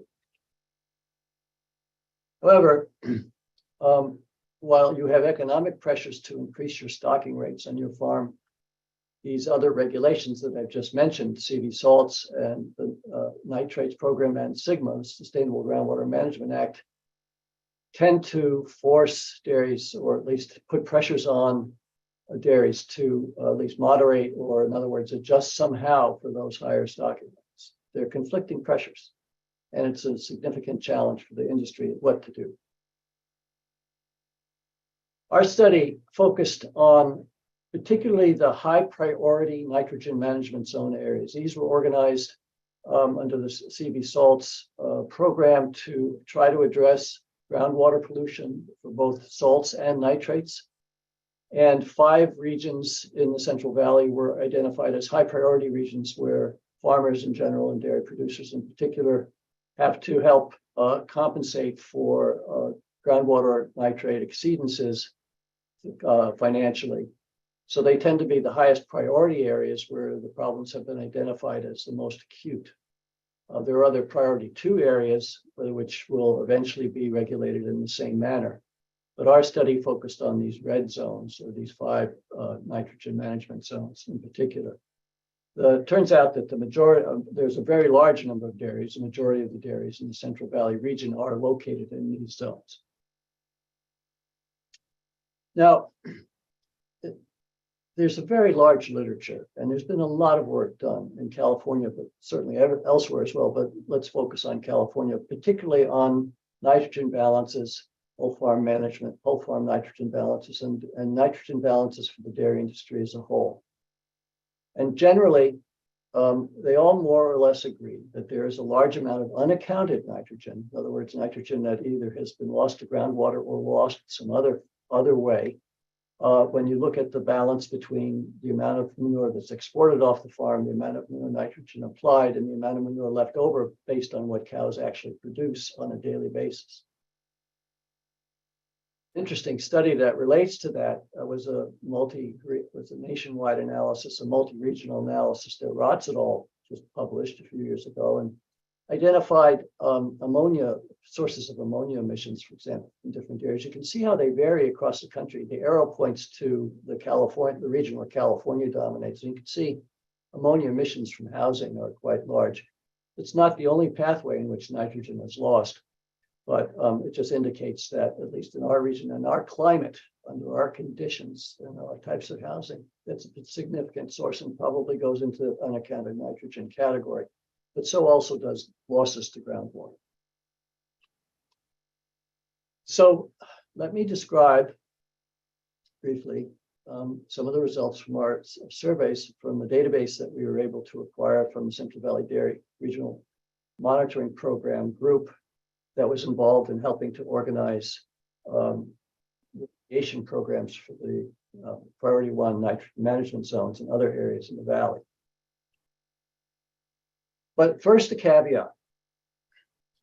When we're thinking about, when we study manure, when we manage manure, when we try to regulate manure, and this is not just true for dairies, it's true for all manures, and especially in concentrated livestock feeding operations, but manure in general, even in grazed pasture-based systems. Manure is really a very dynamic material. It's living. It's full of living organisms that are constantly active in terms of causing transformations of the materials in manure, especially nitrogen is dynamic, and you can have transformations to all kinds of forms of nitrogen. So depending on how you manage it, you get different types of emissions. There's no way to avoid all emissions, and trade-offs are unavoidable. You can have nitrates that result, you can have nitrous oxides that result, you can have inert nitrogen, N2, which is the common gas in the atmosphere. You can have ammonium and ammonia emissions. And so those are all possible products and sources of loss or sources of reuse. And the other thing to keep in mind to start is that cows make a lot of manure. It's something, if I remember correctly, around 150 pounds per cow per day of wet materials. They don't take Christmas off. They don't take New Year's off. It's every day. It's a very large amount of material. And so the more cows you have on your farm, relative to the amount of land that you have to apply manure, the larger the nitrogen surplus will be. And you can see basically as you go up, this is simple, just a simple linear relationship between the amount of nitrogen produced per year for cows plus replacements or cows alone, just simply increases linearly depending on how many cows per acre you have. And so at large stocking rates, the amount of nitrogen in surpluses can be quite large, at least on the basis of the amount of nitrogen in the raw manure produced. So this is based on the data set that we used that derives from about 2018 and 19, created, as I said, by the Central Valley Regional, based on, this is publicly available data, but it has to be kind of organized to be able to use, and we were able to get it from the Central Valley Regional Dairy Water Monitoring Coalition. Anyway, the number of dairies in these high priority nitrogen management zones is roughly 150. The average number of cows per dairy is roughly 1,460. The average number of acres available for manure application was 554. But you can see that there were, across these districts, quite a bit of variation. In fact, the number of farms was highest in the Turlock nitrogen management zone. You can see what the average stocking rates are for these farms. Now, I also put in the medians. And so roughly half the farms are below about 3.3, 3.4 cows per acre stocking rate, cows plus replacements per acre. But and then the other half are larger. So you have large farms that are contributing to the higher average than the median. This gives you kind of a distribution of the mature cow population per dairy. And I don't know if my arrow is visible on my screen. Anyway, there are certainly some large dairies out here. These are kind of anomalous data points. You can see it's mostly skewed. The largest population of dairies is basically 2,000 cows or so or less. There are a number of them that are larger, but most of the dairies are here. And there's quite a few dairies that in the valley still that report less than 3 cows, plus or minus 3 cows per acre. So that's the very way the population actually looks. This kind of information points out that it's not just a homogeneous dairy industry. It's highly diverse. And that diversity is going to affect how much nitrogen, for example, or phosphorus, or both nutrients or composts can be recovered from these farms, and how far it has to be moved and how it can be used. Let's see if I can do the next slide. So I broke this down a little bit further. And by the northern part of the region, that's the Turlock, Modesto, and Chowchilla districts. And then the southern San Joaquin Valley would be the Cahuilla, Kings, and Tule districts. And so here's the mature cows per farm and mature cows per acre. And you can see there's, it tends to be the case in these two regions that the farms with the smaller number of cows tend to have the higher stocking rates. Why might that be? Well, these probably are farms that couldn't readily expand their land area, but to stay in business had to add cows. As I remember that first slide I showed you about the pressure to have larger numbers of cows. So the high stocking rate issue tends to be concentrated on the farms with a smaller number of cows in the state. This is again mature cows per acre and the number of dairy farms when you look at stocking rates. So the stocking rates are 0 to 1, 1 to 2, 2 to 3 cows per acre, up to 9 to 10 plus. There are some dairies with many more than 10 cows per acre. And again, it's divided by the northern part of the San Joaquin Valley and the southern part of the San Joaquin Valley. And I think what's particularly interesting here is the Turlock district, because you can see that there's quite a large number of very high stocking rate farms. Remember, those are, again, smaller farms that were there, probably for historic reasons. They're there. And you can see in the southern San Joaquin Valley, a little bit left skewed, but a little bit more evenly distributed.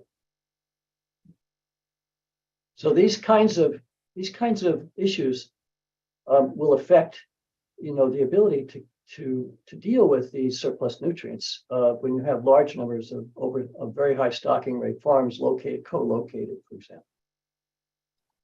Now, what do we mean by surplus nitrogen? From the dairy perspective, the surplus manure, and we need to keep this in mind, manure is a very valuable fertilizer. It's been valued historically over all time and in all places as an important source of nutrients for crops. And so important to management of nutrients on dairy farms is crop uptake. And these are typical silage systems that you see in the San Joaquin Valley. We have a cereal silage grown in the winter and a corn silage grown in the summer. You might have a 2-crop system and you might have a 3-crop system.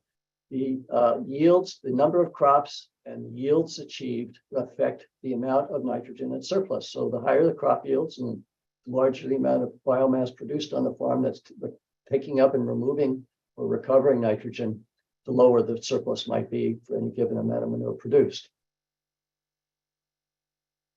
So to account for all this, and I have the equations and the assumptions, you have to make a lot of assumptions to be able to do these calculations. And then having supplemental slides at the end of this presentation will be available for you. You can look at some of those assumptions and equations. So basically, here's cows per acre, stocking rate on the left, the amount of nitrogen that would be generated on a raw excreted from cows and replacements. And you can see that actually, if you have a low stocking rate and a fairly reasonable crop uptake program for crops, you might actually be in negative balance. Because not only you can't use these raw excreted values because you have losses of manure during collection and storage. And we mentioned, ammonia losses, for example. Also, there would be, that's a particular important pathway for loss in California dairies. And so the amount that's excreted isn't the amount that can be applied. You have to actually collect and conserve that. So if you make assumptions about how much is collected and conserved, either on concrete and freestall dairies or on open lot systems and corrals, you come up with different numbers of amounts of nitrogen that is surplus beyond what the crops are estimated to need and beyond what you're allowed to apply by regulation, which is about 1.4 times crop need. So we decided to use a break-even point of about 4 cows per acre, knowing that in general, 4 cows per acre or greater stocking rates are going to have surpluses that typical cropping systems will not be able to utilize fully. And the other thing that we're trying to think of is where, if you were a technology provider, where would you go to find large amounts of readily available surplus nitrogen or phosphorus that you might want to recover for redistribution to other uses? And those would generally be these farms with the higher stocking rates. So here we are breaking down, again, the 6 districts, the northern ones on the left, the southern ones on the right. You can see the distribution of farms and the percent of distribution of farms by stocking rates. I didn't go beyond 10, as I mentioned. If it was 10 or greater, is what that means. And the percent of cows, percent of dairies, the stocking rates greater than roughly 3.4 cows per acre at the bottom. There's a lot of data here to see, but you can see that Turlock has, there's a number of dairies. There's a large percentage of dairies in the Turlock district, for example, more than half that are above 4 cows per acre. Also true for Modesto, for Cahuilla. Kings and Tulare are closer to 50%. And so here's the surplus nitrogen calculation. There's a lot here. And really, when the report, we're going to have that report available shortly on the biomass website, and there's a lot more detail in terms of the methods used for these calculations. But I broke it down between lagoon manure nitrogen surpluses and solid manure nitrogen surpluses. And you can see by district the number of dairies, percent of dairies, and the acres receiving manure. And then you have manure nitrogen surplus in terms of tons per year in the range between freestall and open lot dairies. Open lot dairies are going to have predominantly solid manure collection. Freestall is going to have predominantly liquid manure collection. And then I have a solid manure category here as well.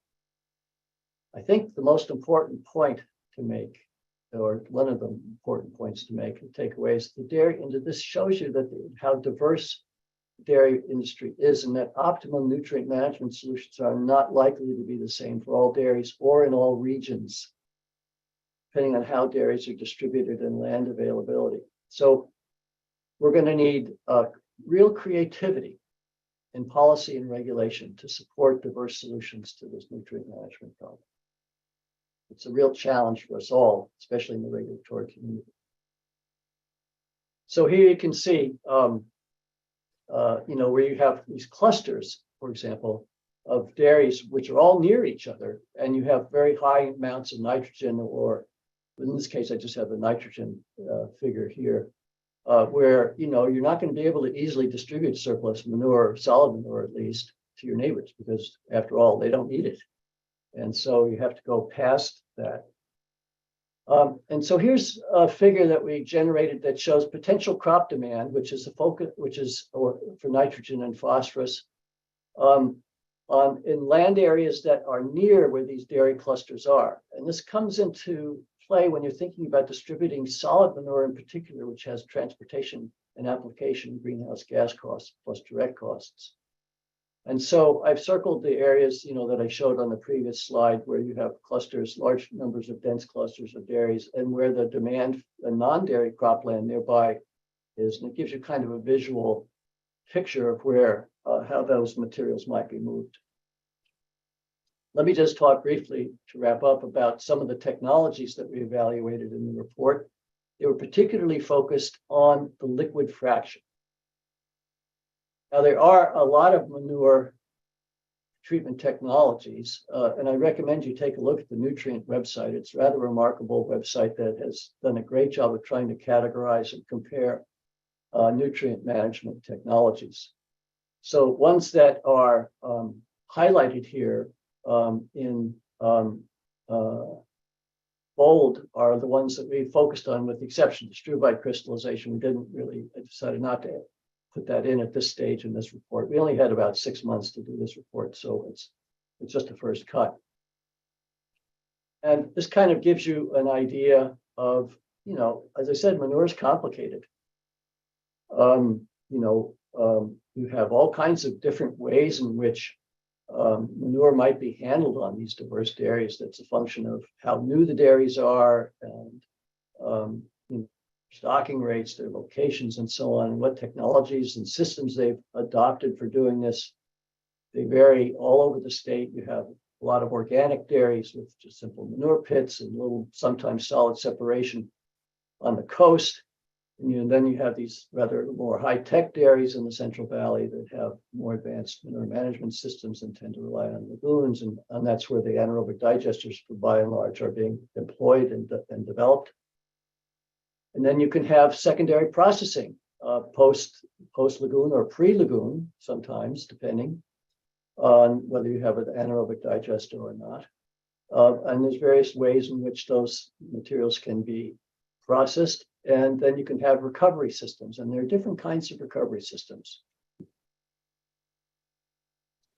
So, I tried to kind of break them down here in solid and liquid systems, and you can have surplus nutrient reduction, recovery, and reuse, or basically reduction would be composting. Composting actually loses some nitrogen from the raw manure.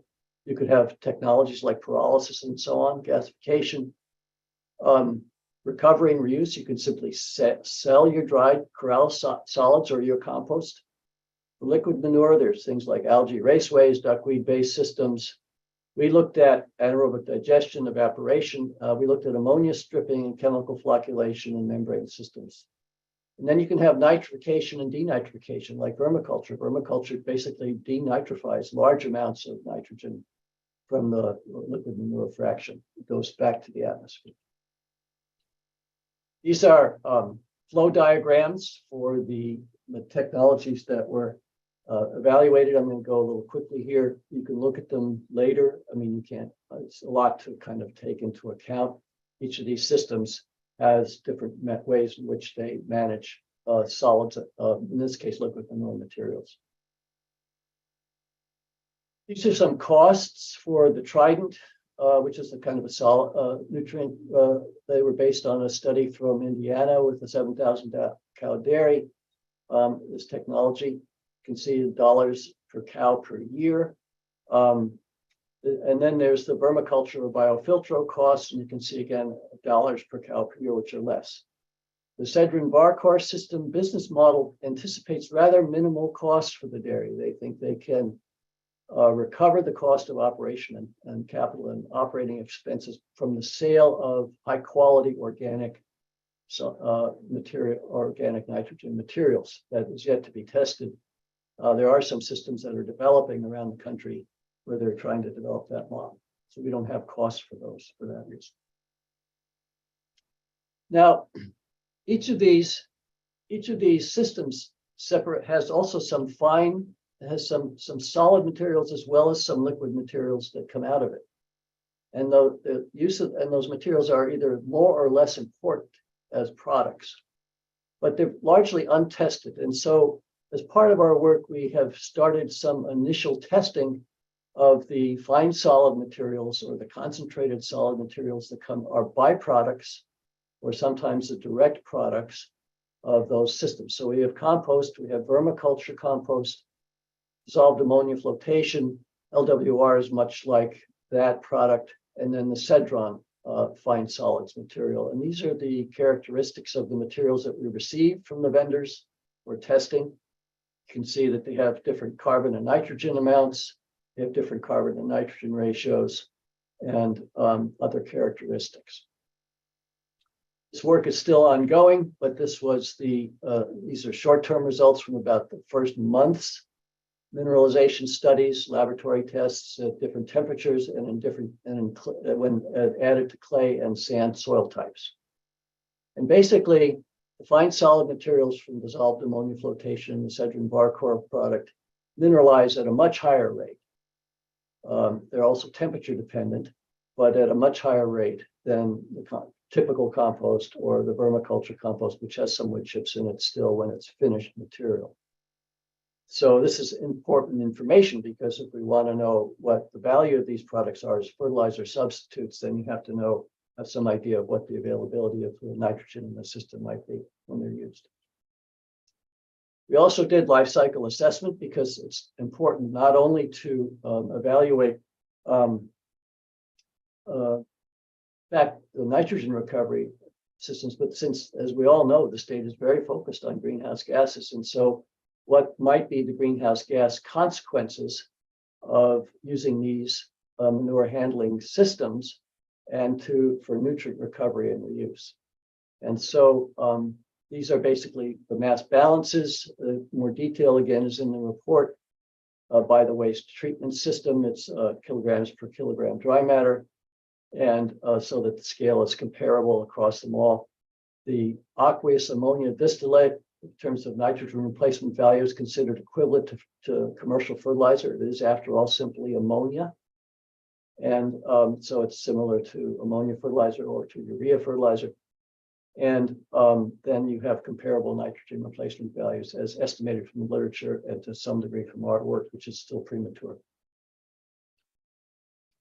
And then these are emission factors, again, kilograms per kilogram dry matter with respect to methane, nitrous oxide, and nitrous oxide. And these systems are compared here in this figure. And, there's more ammonia from composting than there is from these systems, more methane emitted from these systems than from composting from these systems. So there's an improvement in that case. N2O, we don't have a value for windrow composting. There's a large number of values out there for that purpose. They're roughly comparable, all of them, with respect to nitrous oxide emissions as these things go. These are the the flow diagrams that were used for life cycle assessment for the systems. And I won't really dwell on them. Basically, you have a production side on the left, you have a treatment side in the middle, and you have products for distribution on the right for each of them. And you can see the analytical boundary for the system analysis for each of these systems that was used in life cycle assessment. This summarizes a lot. It's a little complicated, but you can see basically the red and brown colored bars are tons CO2 equivalent per year from the nitrogen management zone dairies. This is the actual dairies in the that were the data from the dairies that are in the system, and you can see the nitrogen, the CO2 equivalent emissions from the applications of these treatment facilities to potential surpluses, again, for about 4 cows per acre surplus values on these dairies based on the actual dairy stocking rates by nitrogen management zone. The red and yellow colors are without anaerobic digestion. In other words, you have a lagoon and or if you have a open lot system, you have your solids and system, and then the blue lines bars are if you have an anaerobic digester, and then you also add these technologies to it, and you can see really the big difference among them for the most part is with and without anaerobic digestion with respect to greenhouse gas emissions. The other thing that's important, if we have solid products, so you can have, remember I mentioned that we looked at the mineralization of these recovered nitrogen products. You could also have composted, or in this case, solid manure, transport costs, basically when you're going through these treatment systems, you get much less solid material, and it's much more concentrated in terms of its, or at least fermentable material, in terms of its nutrient content. The dairy herd, this graph increases dairy herd size from left to right, and you can see herd size also on the left, and there's no real relationship between dairy herd size and transportation costs, really as a function of location in the valley. So this shows that, and this is just for, on the left is just for the Trident technology and composting as examples. These are transportation costs, potentially to move from the dairy locations to nearby cropping land that would be susceptible, be potential customers or users of the nutrients and or the compostable materials. And so even Turlock, remember I said that's where you had these large surpluses and high stocking rates, but there's a lot of available cropland that's closer in that case to the centers of manure, nitrogen, and phosphorus deposition than there are farther south, at least in our analysis. So just in conclusion, I've gone on a little long, I'm sorry, but we did focus on the potential for surplus nutrient recovery and removal on dairy farms. The dairy industry is really, it's not monolithic. The farms in the state are diverse in structure, cow numbers, and manure management systems. So there's large regional differences.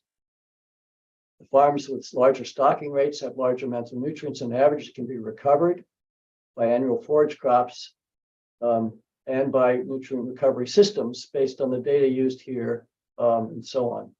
So that's why we use these higher stocking rate farms. If you're going to put a recovery technology on a farm, probably is most beneficial to put it on a farm with large amounts of surplus or in the middle of a cluster of farms with large amounts of surpluses. There are lots of different technologies out there, not all of which have reached commercial development. We picked 3 that did have already commercial development, at least if not in California, elsewhere. Each have benefits and disadvantages and involve trade-offs among costs, amounts and types of nutrients recovery, and potential for non-dairy farm use. They mostly reduce greenhouse gas emissions, but less than anaerobic digestion. So to maximize greenhouse benefits, I think they're best deployed in sequence with AD systems. But remember also that there are surpluses in the form of solid manures, and particularly on the open lot dairies, which collect less manure on concrete, therefore have less liquid manure. That was a design feature of an open lot dairy. So there's fewer ways to treat solid manure, and widespread distribution commonly comes with high greenhouse gas costs for transportation and application. So there's a challenge that remains there. I know we're going to have a speaker next who's going to talk about that, which is very helpful. And really, to do this well and preserve the benefits of the dairy industry, we're going to need a very creative and sensitive regulatory process to optimally improve manure management. I think there's not going to be one solution that fits all uses. Okay, that's all I have. Oh, great. Thank you so much for that. As a dairy person myself in grad school and in career, it was really helpful of walking through so much detail in that. And I could talk about this forever. I'm looking at the time, and I noticed we didn't have any questions in the Q&A. So what I will do is reserve my questions until we have our kind of end of session group Q&A. For this presentation, just to make sure we give enough time for the next speaker. And I assume we'll have at least 10 or 15 minutes at the end to kind of round up everyone and ask final questions. So thank you again, Dr. Kafka, for that. So the next speaker, Hossein Adelanti, is a PhD student in the Department of Biological and Agricultural Engineering at UC Davis. He is advised by Professor Roihong Zhang. His research focus has been waste management and recoupling value in food waste and agricultural residues by recycling them on the farm. His projects include producing concentrated biofertilizers from anaerobic digester effluent, studying the efficiency of solid liquid manure separator technologies on California dairies, and quantifying the resulting methane potential reduction from dairy manure lagoons. And most recently, this project on recycling dairy manure and almond stick and twig waste as organic soil amendments of California almond orchards. Take it away. Thanks, Kevin. Appreciate the introduction. So thank you all for attending today. I'll be talking, as Kevin said, about utilizing dairy manure as a biofertilizer and as organic matter amendments.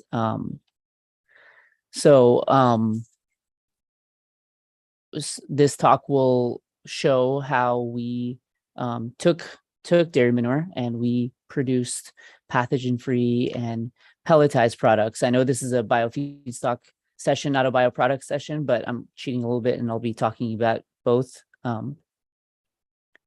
You'll see how particularly separator solids, solids that were recovered from solid liquid separator systems were composted and then converted into pelletized products.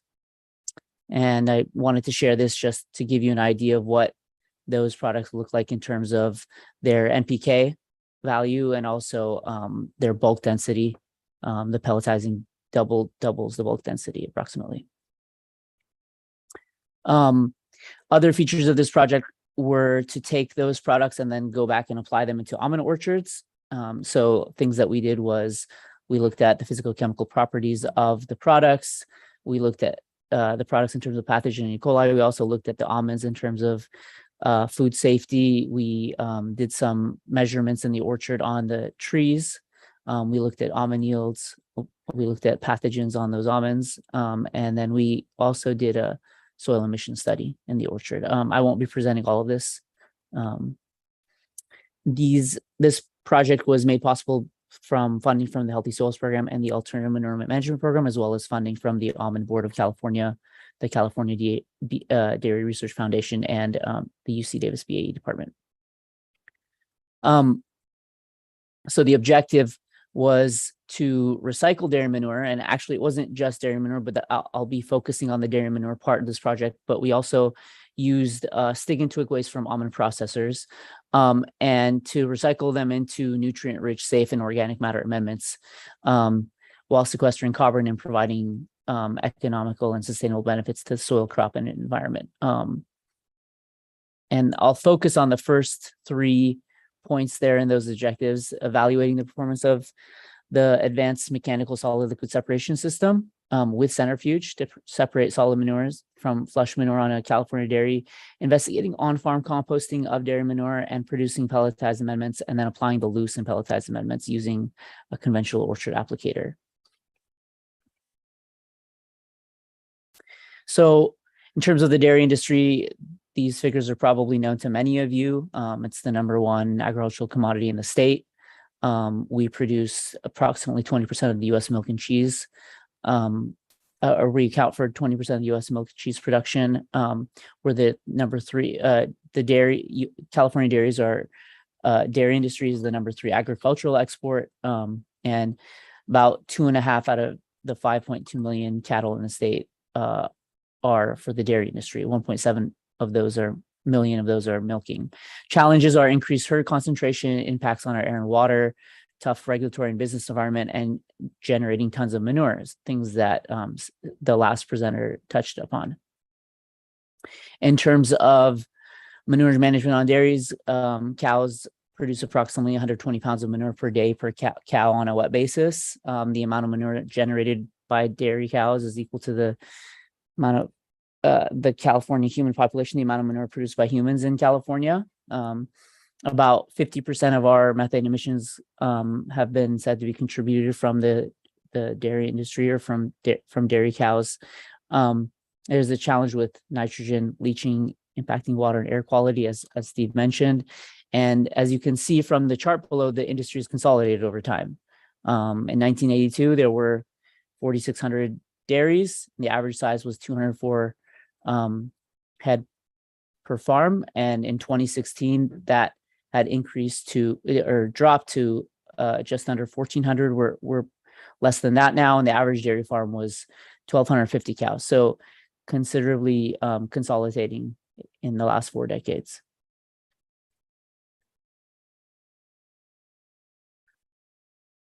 And if you look at what a typical flush manure management system on a California dairy looks like, not all dairies in California use flush manure management. Some of them are pasture-based, some of them are scrape dairy systems. But many dairies in California do use flush manure management systems, which means that many of the cows are in freestall barns all day long. Sometimes they go out, they have exercise pens, as they call them.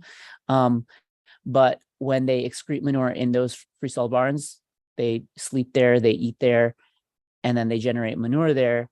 That manure is then flushed using different kinds of water sources on the farm.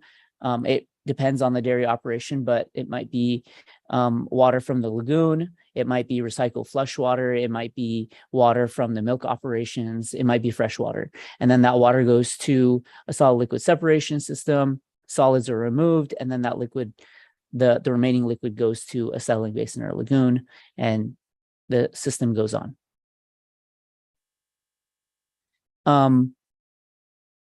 Why do dairies use solid liquid separator systems? Many of them don't necessarily do it because they're trying to reduce organic loading into lagoons, which is a huge source of methane production. Many of them do it because they want bedding and compost.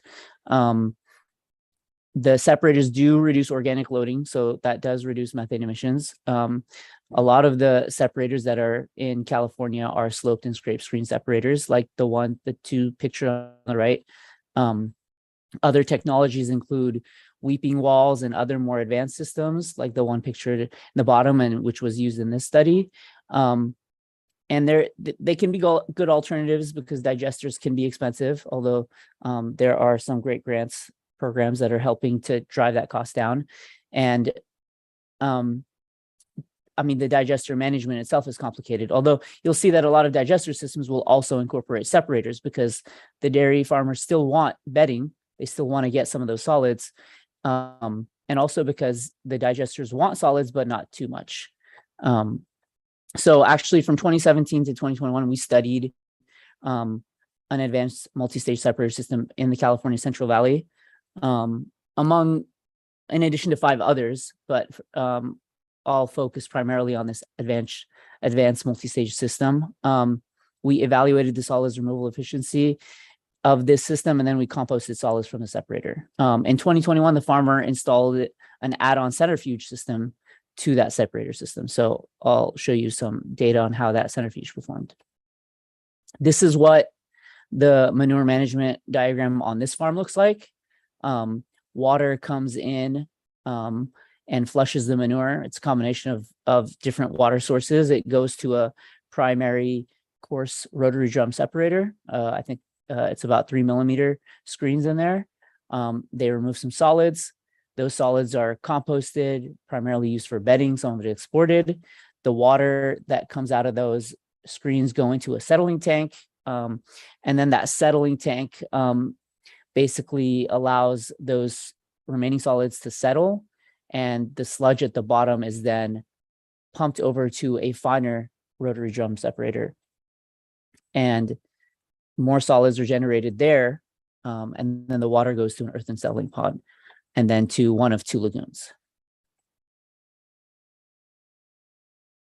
This is an overhead view of what this system looks like. The reception boxes where the manure comes in from the freestall barns, then it goes to the coarse separators, then to the sand removal tank, then to the settling tank, then to the fine separators, and then to the settling pond and one of the lagoons. You can see a picture of the solids there as well.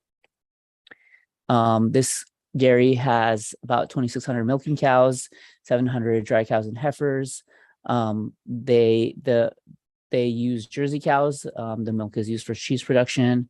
And you can see the information about the screens for those separators.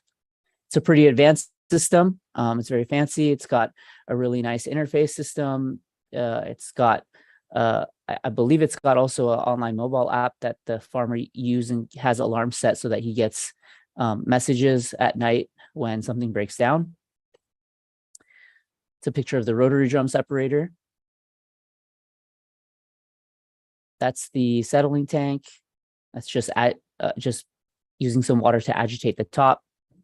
And this is a picture of the coarse and the fine solids. The data there is 1 day of solids production from 2017, fall of 2017, generated 60,000 wet pounds of coarse solids and 105,000 wet pounds of fine solids.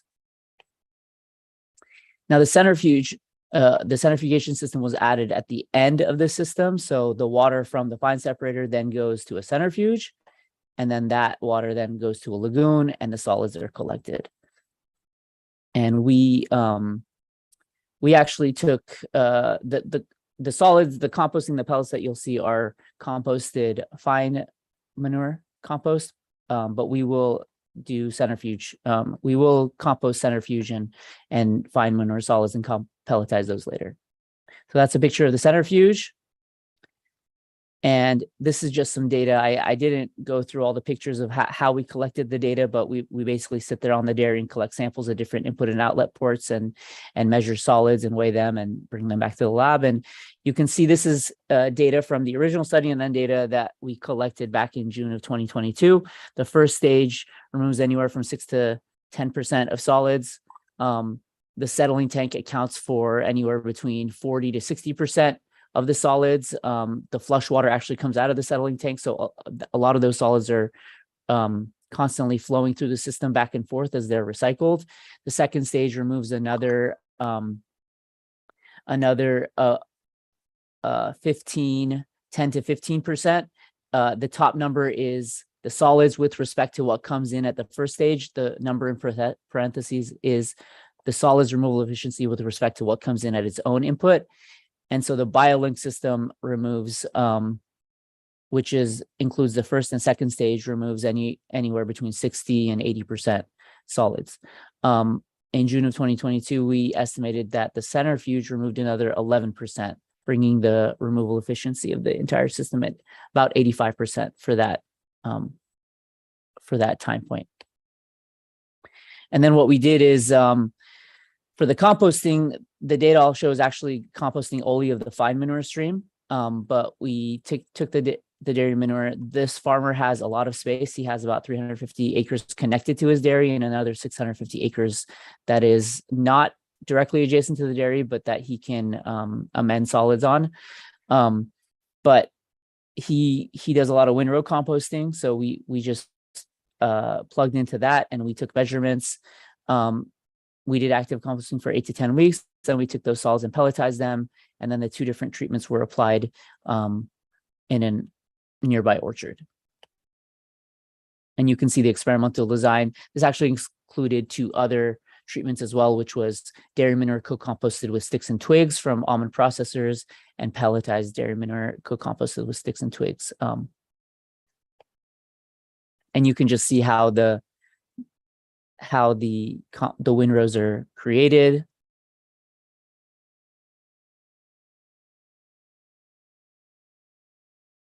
The piles are regularly turned once or twice a week. And in terms of the next slide where I'm going to show temperature data, you'll see points 1, 2, 3, and 4 are 4 midpoint. We split up the windrows into 4 sections and then took temperature readings right at the midpoint of each of those sections just to see how hot are these piles getting, how's the compost performing, how much solids are being lost. And these are results from composting experiments in 2019 and 2020. The yellow lines on the left are ambient temperature, and then the gray, orange, black, and blue lines are the different points in the windrow. And the only reason you see a temperature drop is because every time they turn the windrow, we would pull out our temperature sensors, and that would account for the drop. But very quickly, the piles reach, as high as 60, 65, 70, even up to 75 degrees Celsius. At about 5 to 6 weeks, they start to lose temperature because they start to lose moisture. The moisture starts to drop. And this is 2019 data that shows what the initial and final moisture content of the windrow was, how much mass was lost on a wet basis, how much total solids mass was lost, how much organic matter, volatile solids mass was lost, and the total drop in moisture water. And then after the composting process, we pelletize, use a flat die pellet mill. This dairy actually got a grant to install a full scale, I think it's a one ton per hour pellet mill. But we use the lab scale pellet mill for the initial work, and the full size pellet mills in the process of, it should be ready actually this month to start taking material. This is a picture of the pellet mill that we use on the farm. It can process about 100 to 150 pounds an hour. And this is the setup that we used. Again, this is just the composition of the material. So bulk density increases by about 2-fold. There's no real change in the C to N ratio of the material. The material goes in through the pellet mill really quick. It is hot. It is, anywhere between 90 to 150 degrees Celsius, but it's not really in there that long. The electrical conductivity slightly increased. The NPK between the 2 different products is pretty much the same. And when we applied this material in the orchard at a rate of 4 dry tons per acre, that's equivalent to applying 100 pounds of nitrogen, 28 pounds of phosphorus, and 72 pounds of potassium. And when we did studies on the products themselves, we found no sign of salmonella or pathogenic E. coli. We also tested the soil, and we also tested the almonds themselves, and have not detected any pathogenic E. coli or salmonella. This is what the pellets look up close and in the applicator. And this was just a calibration test that we were doing. But the left and right, you can see the compost and the pellets being applied. So both of them flow pretty well out of the applicator. This shows yield data from the orchard experiments. You can see whole nuts, hulls, shells, kernels, and field trash that we hand harvested. We hand harvested 1 tree per plot. It also includes data for the manure stick and the pelletized manure stick compost, but we didn't find any differences in the harvest yield. in 2020 or 2021. And this is the historic yield. So you can see the data that we collected in our harvest versus what the farmer's getting for what he's taking to the processor. So we're getting right about the same amount that he's showing. In conclusion, this project was follow-up work from a project that happened in 2017 and 2018, where we studied 4 different types of solid liquid separation technologies on 6 different farms in California. What I've presented today focused on the advanced multi-stage separator system. He added a centrifuge to that system. The original study determined solid removal efficiencies of 62 to 80% volatile solids removal for the system. And in the follow-up study, we found additional total solids removal efficiency of 73% and an additional 11.3% removal from the centrifuge. The centrifuge removed about 50% of what came in. Further work that's going on is we're supposed to do this work. We're studying the centrifuge for a year, so 4 seasons. We've done 3 seasons so far. We got one more sampling to do. There'll also be a field day and a workshop for this project. So listen for that. Look out for that call. And there'll be more data hopefully for us to share. We're currently analyzing a lot of the data on the soil and the almonds still. Composting after 8 weeks, the initial moisture content dropped from about 77% to 40%. Again, the mass dropped by about 76%. Water in the piles dropped by about 87%. The total solid concentration dropped by about 36%. The volatile solids concentration in the compost piles dropped by about 62%, a little bit more than half. Things that we learned from pelletization, less than 20% of moisture content was way too dry. Over 35% was too high.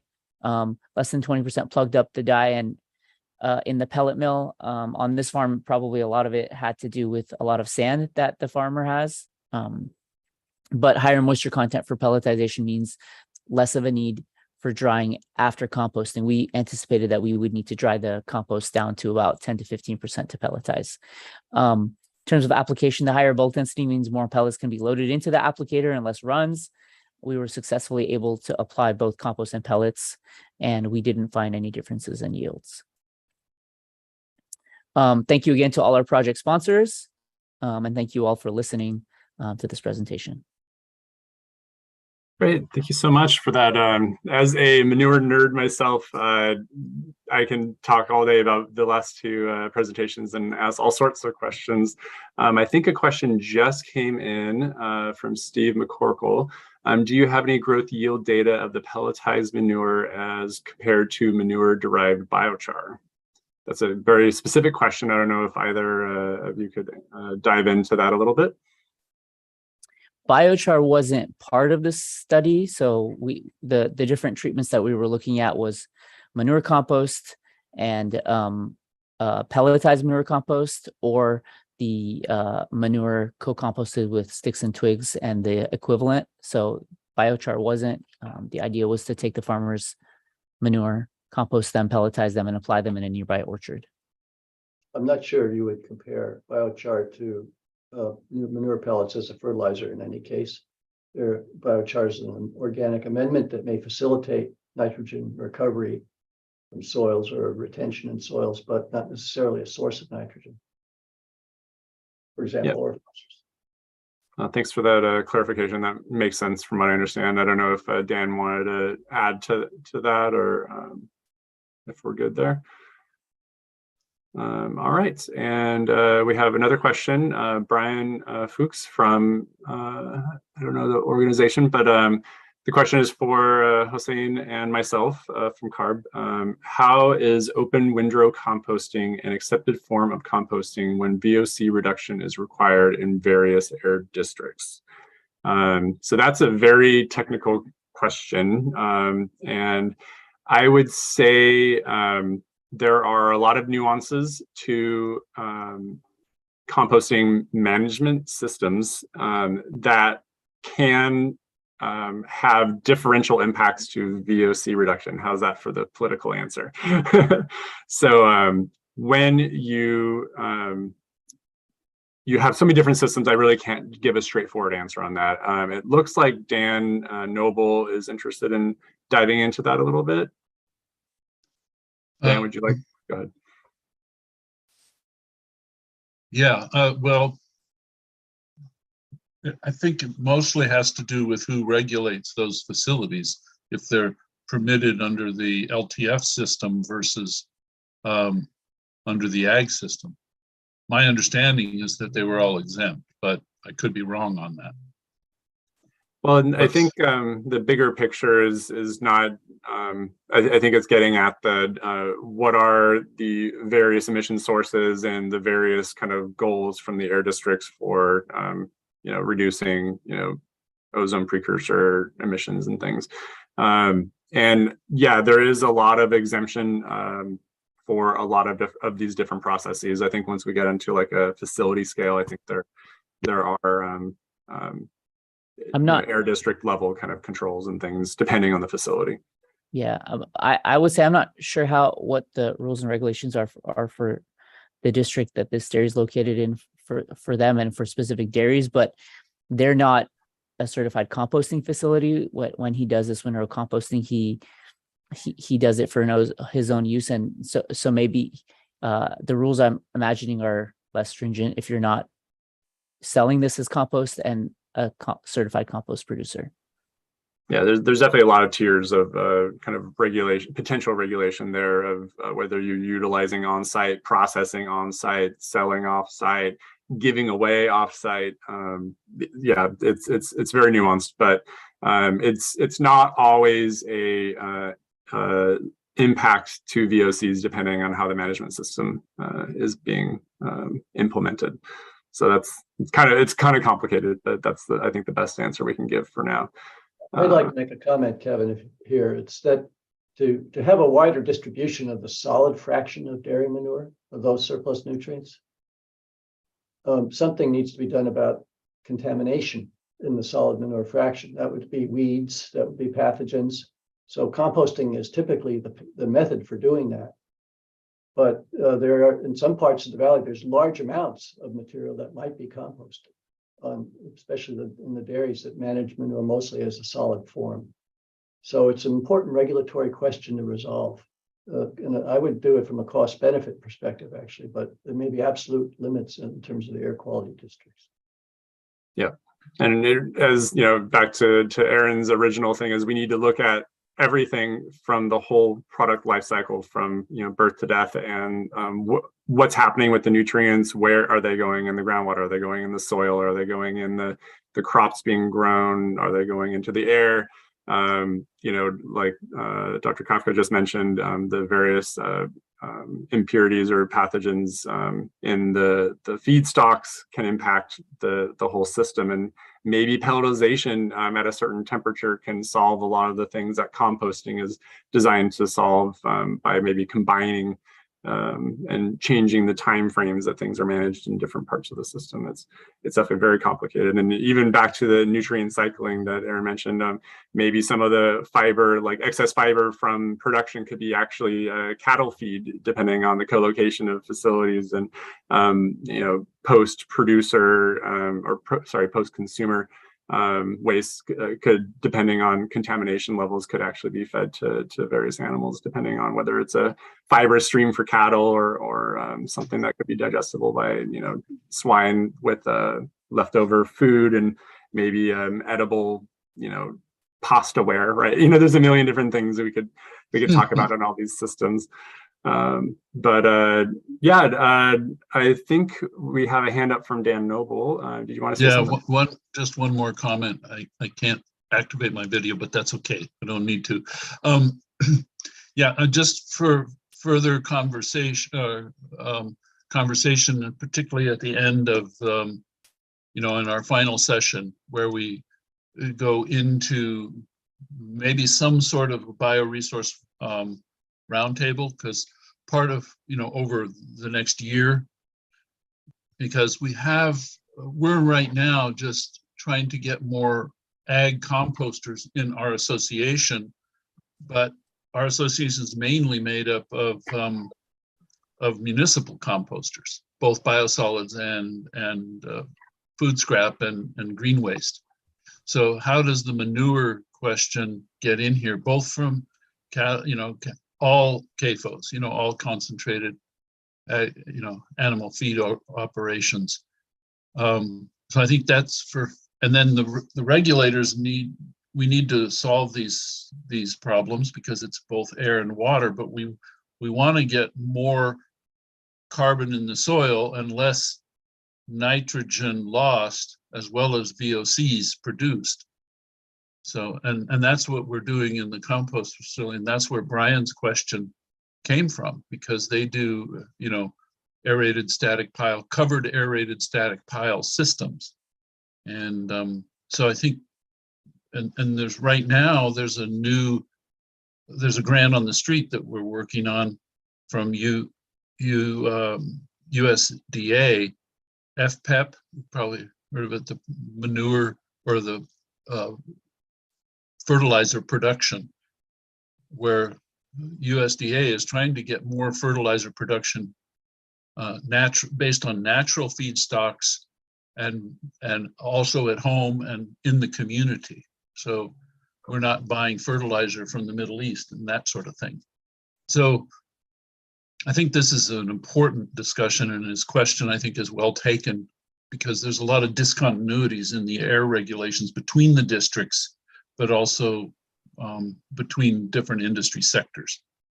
So, and the utilization, like the on-farm, off-farm, and everything. Yeah. Well, exactly that as well, and the need, from Stephen's presentation on the excess manure that has to go somewhere, that excess nitrogen, so that you're not overloading those small, those intensified environments. Absolutely. And watershed and, the groundwater and all the rest of it. So great panel. It's kind of interesting to see how the input, the feedstocks of coming from the municipal system, particularly the food system and the serviceware that Aaron was talking about, is also related because, in ag, producing a lot of food, and there's spin-offs from the whole production environment. So yeah, working together is part of this challenge. Yeah. Anyway, just some comments, some thoughts.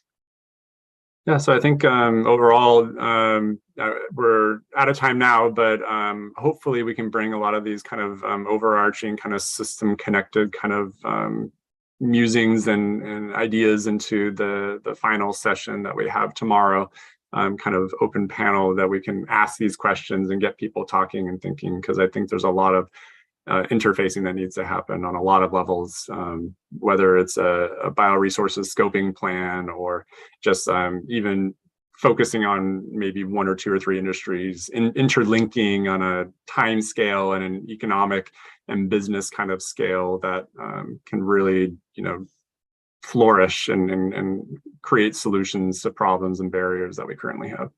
So thank you everyone for joining the session, and I think we're just going straight into lunch, and we'll be back at 1:30.